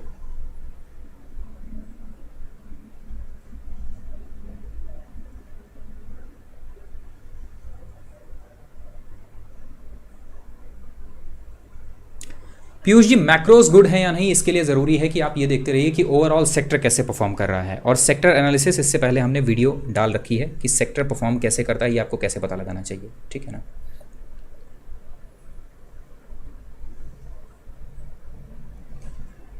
लिटरली 1 घंटे से मुंह खुला का खुला ही है। चलिए, बेहतर है ब्रदर। अगर आप लोग को ये चीज़ पसंद आई है तो it's good, thank you very much friends. और कल जो अगला सेशन होगा ब्रदर वो शायद 2 या 3 दिन का वेट करके हो, that would be on the basis of the fundamental analysis, ठीक है ना। और कोशिश करेंगे कि जो फाइनेंशियल सेक्टर्स है उसका भी लें। मदरसन सुमी अवॉइड करना है पूरी तरह से। Humans will be robots and machines will be humans, yes of course that is right. Okay friends, session पसंद आया, अच्छा लगा आप सभी लोगों की हेल्प के लिए। और जो अगला सेशन होगा उससे पहले हम रेगुलर लेकर आएंगे आपके लिए कम्युनिटी टैब में कुछ क्वेश्चंस। इन क्वेश्चंस के आंसर हमको चाहिए होंगे आप लोगों से फ्रेंड्स। तो जैसे आप आंसर देते रहेंगे आपके आंसर से हमको आगे बढ़ने में बहुत मदद मिलेगी, ठीक है। भूखे को रोटी, हाँ बिल्कुल मिलेगी, ठीक है। ओके, फ्राइडे को कर लेंगे, हाँ बिल्कुल। फ्री कैश फ्लो का वीडियो भी आएगा, ठीक है। गणेश जी, कल का फोरकास्ट निफ्टी के अंदर रेंज जो बता रखी थी वो आफ्टरनून का जो वीडियो है उसे एक बार देख लीजिएगा, ठीक है। अभी भी थोड़ी सी शॉर्ट कवरिंग ही है मार्केट के अंदर। ओके चलिए अब एक काम कर लेते हैं, 10 मिनट के लिए अगर आप लोग कहते हैं तो 10 मिनट के लिए कॉल्स देख लेते हैं। अगर हाँ ना बोलते हैं तो ठीक है, बाकी अगर हम खुला रखें ना तो आप सब लोग तो लैपटॉप बाय करने के बाद ही प्रैक्टिस। हाँ किरण जी बिल्कुल, बहुत ज़रूरी है वो। Great session. Okay, can I rely on the stock market without any job? Prateek ji नहीं, लंबे समय के लिए आपको एक जॉब लेनी ही पड़ेगी। स्टॉक मार्केट के अंदर आप लंबे समय में पैसा बना पाएंगे, आपको रेगुलर इनकम मार्केट से उसके मतलब भुलावे में मत रहिएगा, हमारी तरफ से तो यही है। फिबोनाची रिट्रेसमेंट पे बिल्कुल बना देंगे। एस्ट्रल पॉली का चार्ट। ओके फ्रेंड्स, चलिए कुछ देर के लिए आप लोग की क्वेरीज भी ले लेते हैं, ठीक है ना। वो तो मतलब वो है क्या कहते हैं, खाने के बाद डेजर्ट है, वो अगर नहीं होगा तो काम ही नहीं चलेगा। एस्ट्रल पॉली करंट लेवल पर बिल्कुल बाय कर सकते हैं एस्ट्रल को, बहुत ही बढ़िया चार्ट पैटर्न है। और करंटली गवर्नमेंट ने जो एंटी डंपिंग ड्यूटी लगाई है स्टील प्लास्टिक पीवीसी पाइप्स पर, उसके बाद सपोर्ट मिलेगा शेयर को। करंट लेवल पर बाय कर सकते हैं 1360 के टारगेट्स के लिए। हाँ कॉल्स में तो 12 बजेंगे ही भाई। और फ्रेंड्स अगर सेशन पसंद आ रहा है तो लाइक शेयर सब्सक्राइब करना मत भूलिएगा, ठीक है ना। वो तो अशोका लेलैंड का फंडामेंटल्स अच्छा है बट करंट लेवल पर नहीं। रेडिंगटन करंट लेवल पर बाई नहीं है भाई, रेडिंगटन का बता चुके हैं, फंडामेंटल्स खराब है उसके बावजूद आप लोग बाई करने पे तुले हुए हैं। देखो मतलब ट्रेडर बना के छोड़ेंगे, मानेंगे नहीं। करंट लेवल पर बाई नहीं है रेडिंगटन में, ठीक है। थोड़ा सा ऊपर आएगा, जब 105 के आसपास में आएगा तब बाई कीजिएगा 120 के टारगेट्स के लिए। प्योर टेक्निकल कॉल है और फंडामेंटल्स खराब है कंपनी के, अभी बता दे रहे हैं, ठीक है ना। मानते ही नहीं है। देखो देखो देखो कैसे कैसे मतलब कॉल्स पे कॉल्स आती जा रही हैं। हाँ एस्ट्रल पॉली का पीई महंगा होगा गौरवपुरी जी, फंडामेंटली जो स्ट्रॉन्ग कंपनीज हैं उनके पीई आपको हमेशा महंगे मिलेंगे। बीईएल 105 से पहले कोई बाई नहीं है बीईएल के अंदर। हाँ अभी आ रहा है ना धीरे धीरे। 105 से पहले कोई बाई नहीं है, 105 के पास में स्टेबल हो जाए देन बाई कर सकते हैं बीईएल में। ओके, एचडीएफसी लाइफ के लेवल चलिए देखें ज़रा। अब फ्रेंड्स थोड़ा सा वक्त दे दीजिए हमको भी भाई, आगे की स्टडी करनी है। और प्लस शेयर्स पड़े हुए हैं फंडामेंटल एनालिसिस करने के लिए, और उनमें से कुछ बहुत ही बढ़िया शेयर पड़े हुए हैं। आप लोग तो पूरे दिन कुछ ना कुछ खरीदते रहते हैं, इतने करोड़पति लोग हैं। कंट्रोल आई, ठीक है।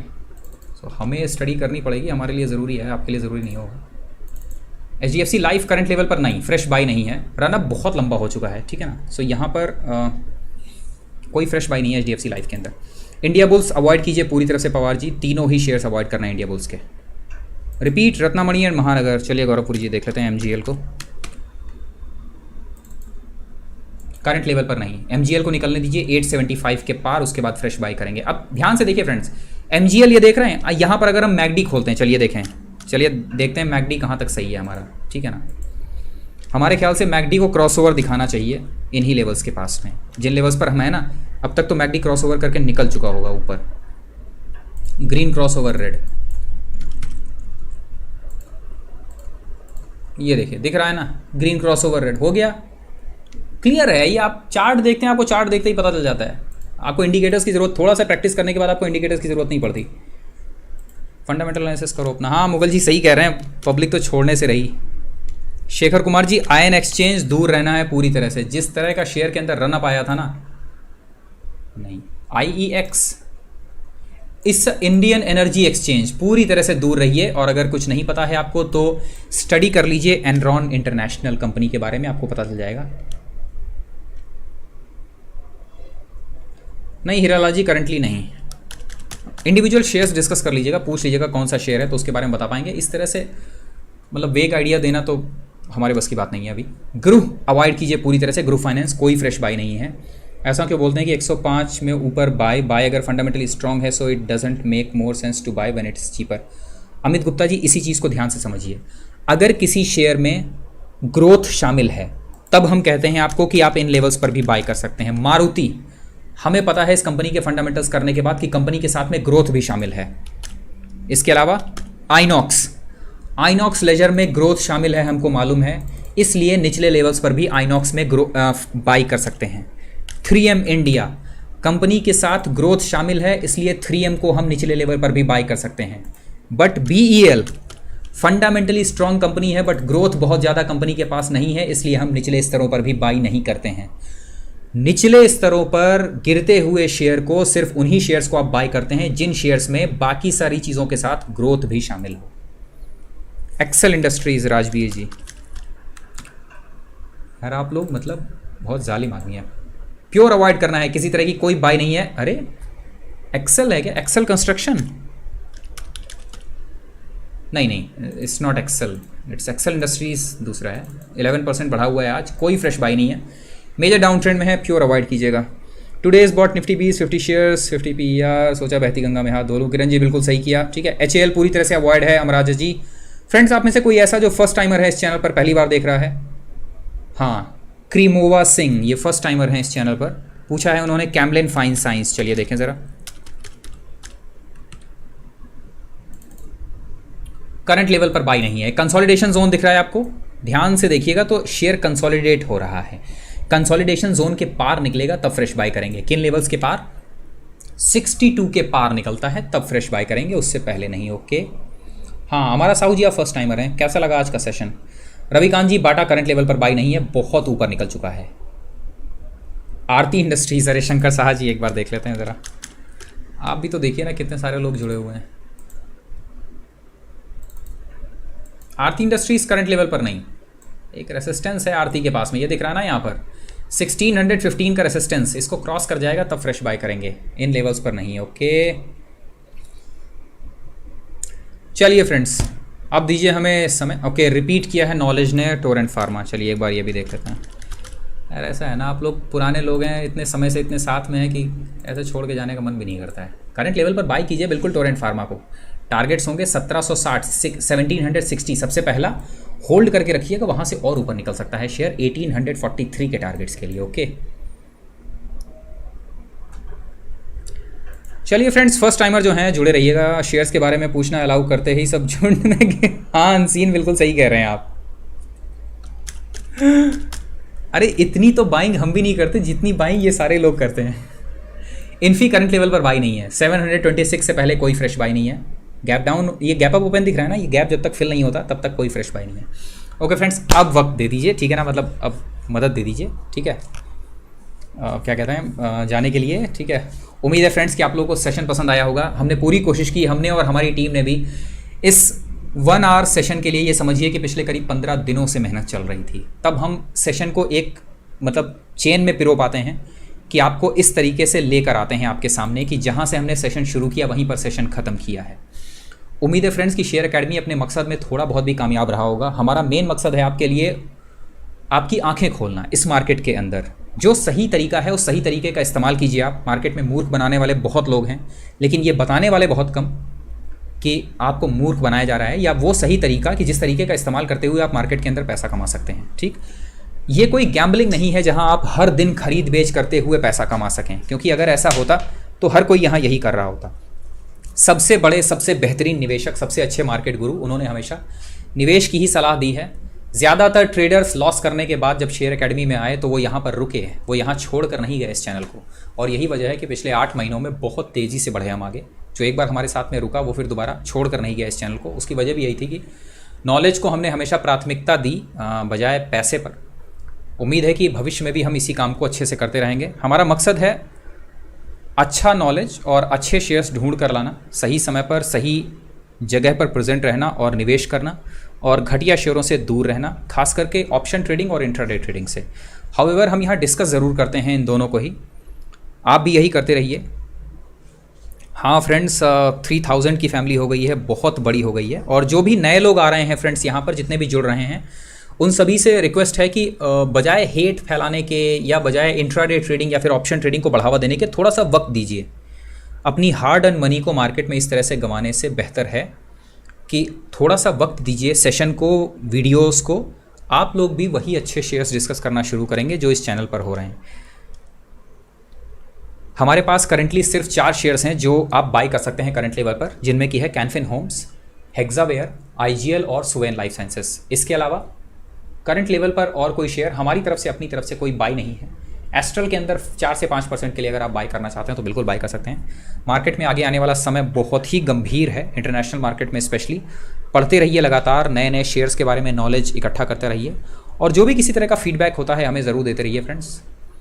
उम्मीद है कि भविष्य में भी शेयर एकेडमी अपनी मेहनत में कामयाब होगा। अगर चैनल पसंद आ रहा है तो लाइक शेयर सब्सक्राइब करते रहिए। अगर आप चाहते हैं तो हमारी मदद भी कर सकते हैं फ्रेंड्स। हर बार जब भी हम सेशन चलाते हैं उसमें आपको टेलीग्राम पर लिंक मिलता है, साथ ही साथ आपको मिलता है पेटीएम का नंबर हमारे। आप पेटीएम पर डोनेशन दे सकते हैं जितना चाहें, कोई मिनिमम अमाउंट नहीं है, जितना भी आप चाहें आप डोनेशन दे सकते हैं। सिस्टम को अपग्रेड करने में जो इनपुट कॉस्ट लगती है उसमें आपसे मदद मिल जाती है, हमें सिर्फ इतना है। आप चाहें तो गूगल पे का इस्तेमाल करते हुए भी हमें मदद कर सकते हैं। फ्रेंड्स, मुलाकात होगी आपसे कल के सेशन में, जो कि आफ्टरनून में होगा 2 बजे से लेकर 3 बजे तक, 3:30 बजे तक माफ़ कीजिएगा। और कल नाइट का सेशन होगा जिसके अंदर हम शॉर्ट कवरिंग डिस्कस करेंगे कि बेसिकली शॉर्ट कवर्स क्या होते हैं। ओके, आज एक क्वेरी मिली हुई थी। मुलाकात होगी आपसे कल आफ्टरनून के सेशन में। तब तक अपना और अपने पोर्टफोलियो का बहुत ध्यान रखिए फ्रेंड्स, और हमेशा याद रखिए जो शेयर एकेडमी आपसे हमेशा कहता है, that is money never स्लीप्स। Thank you very much.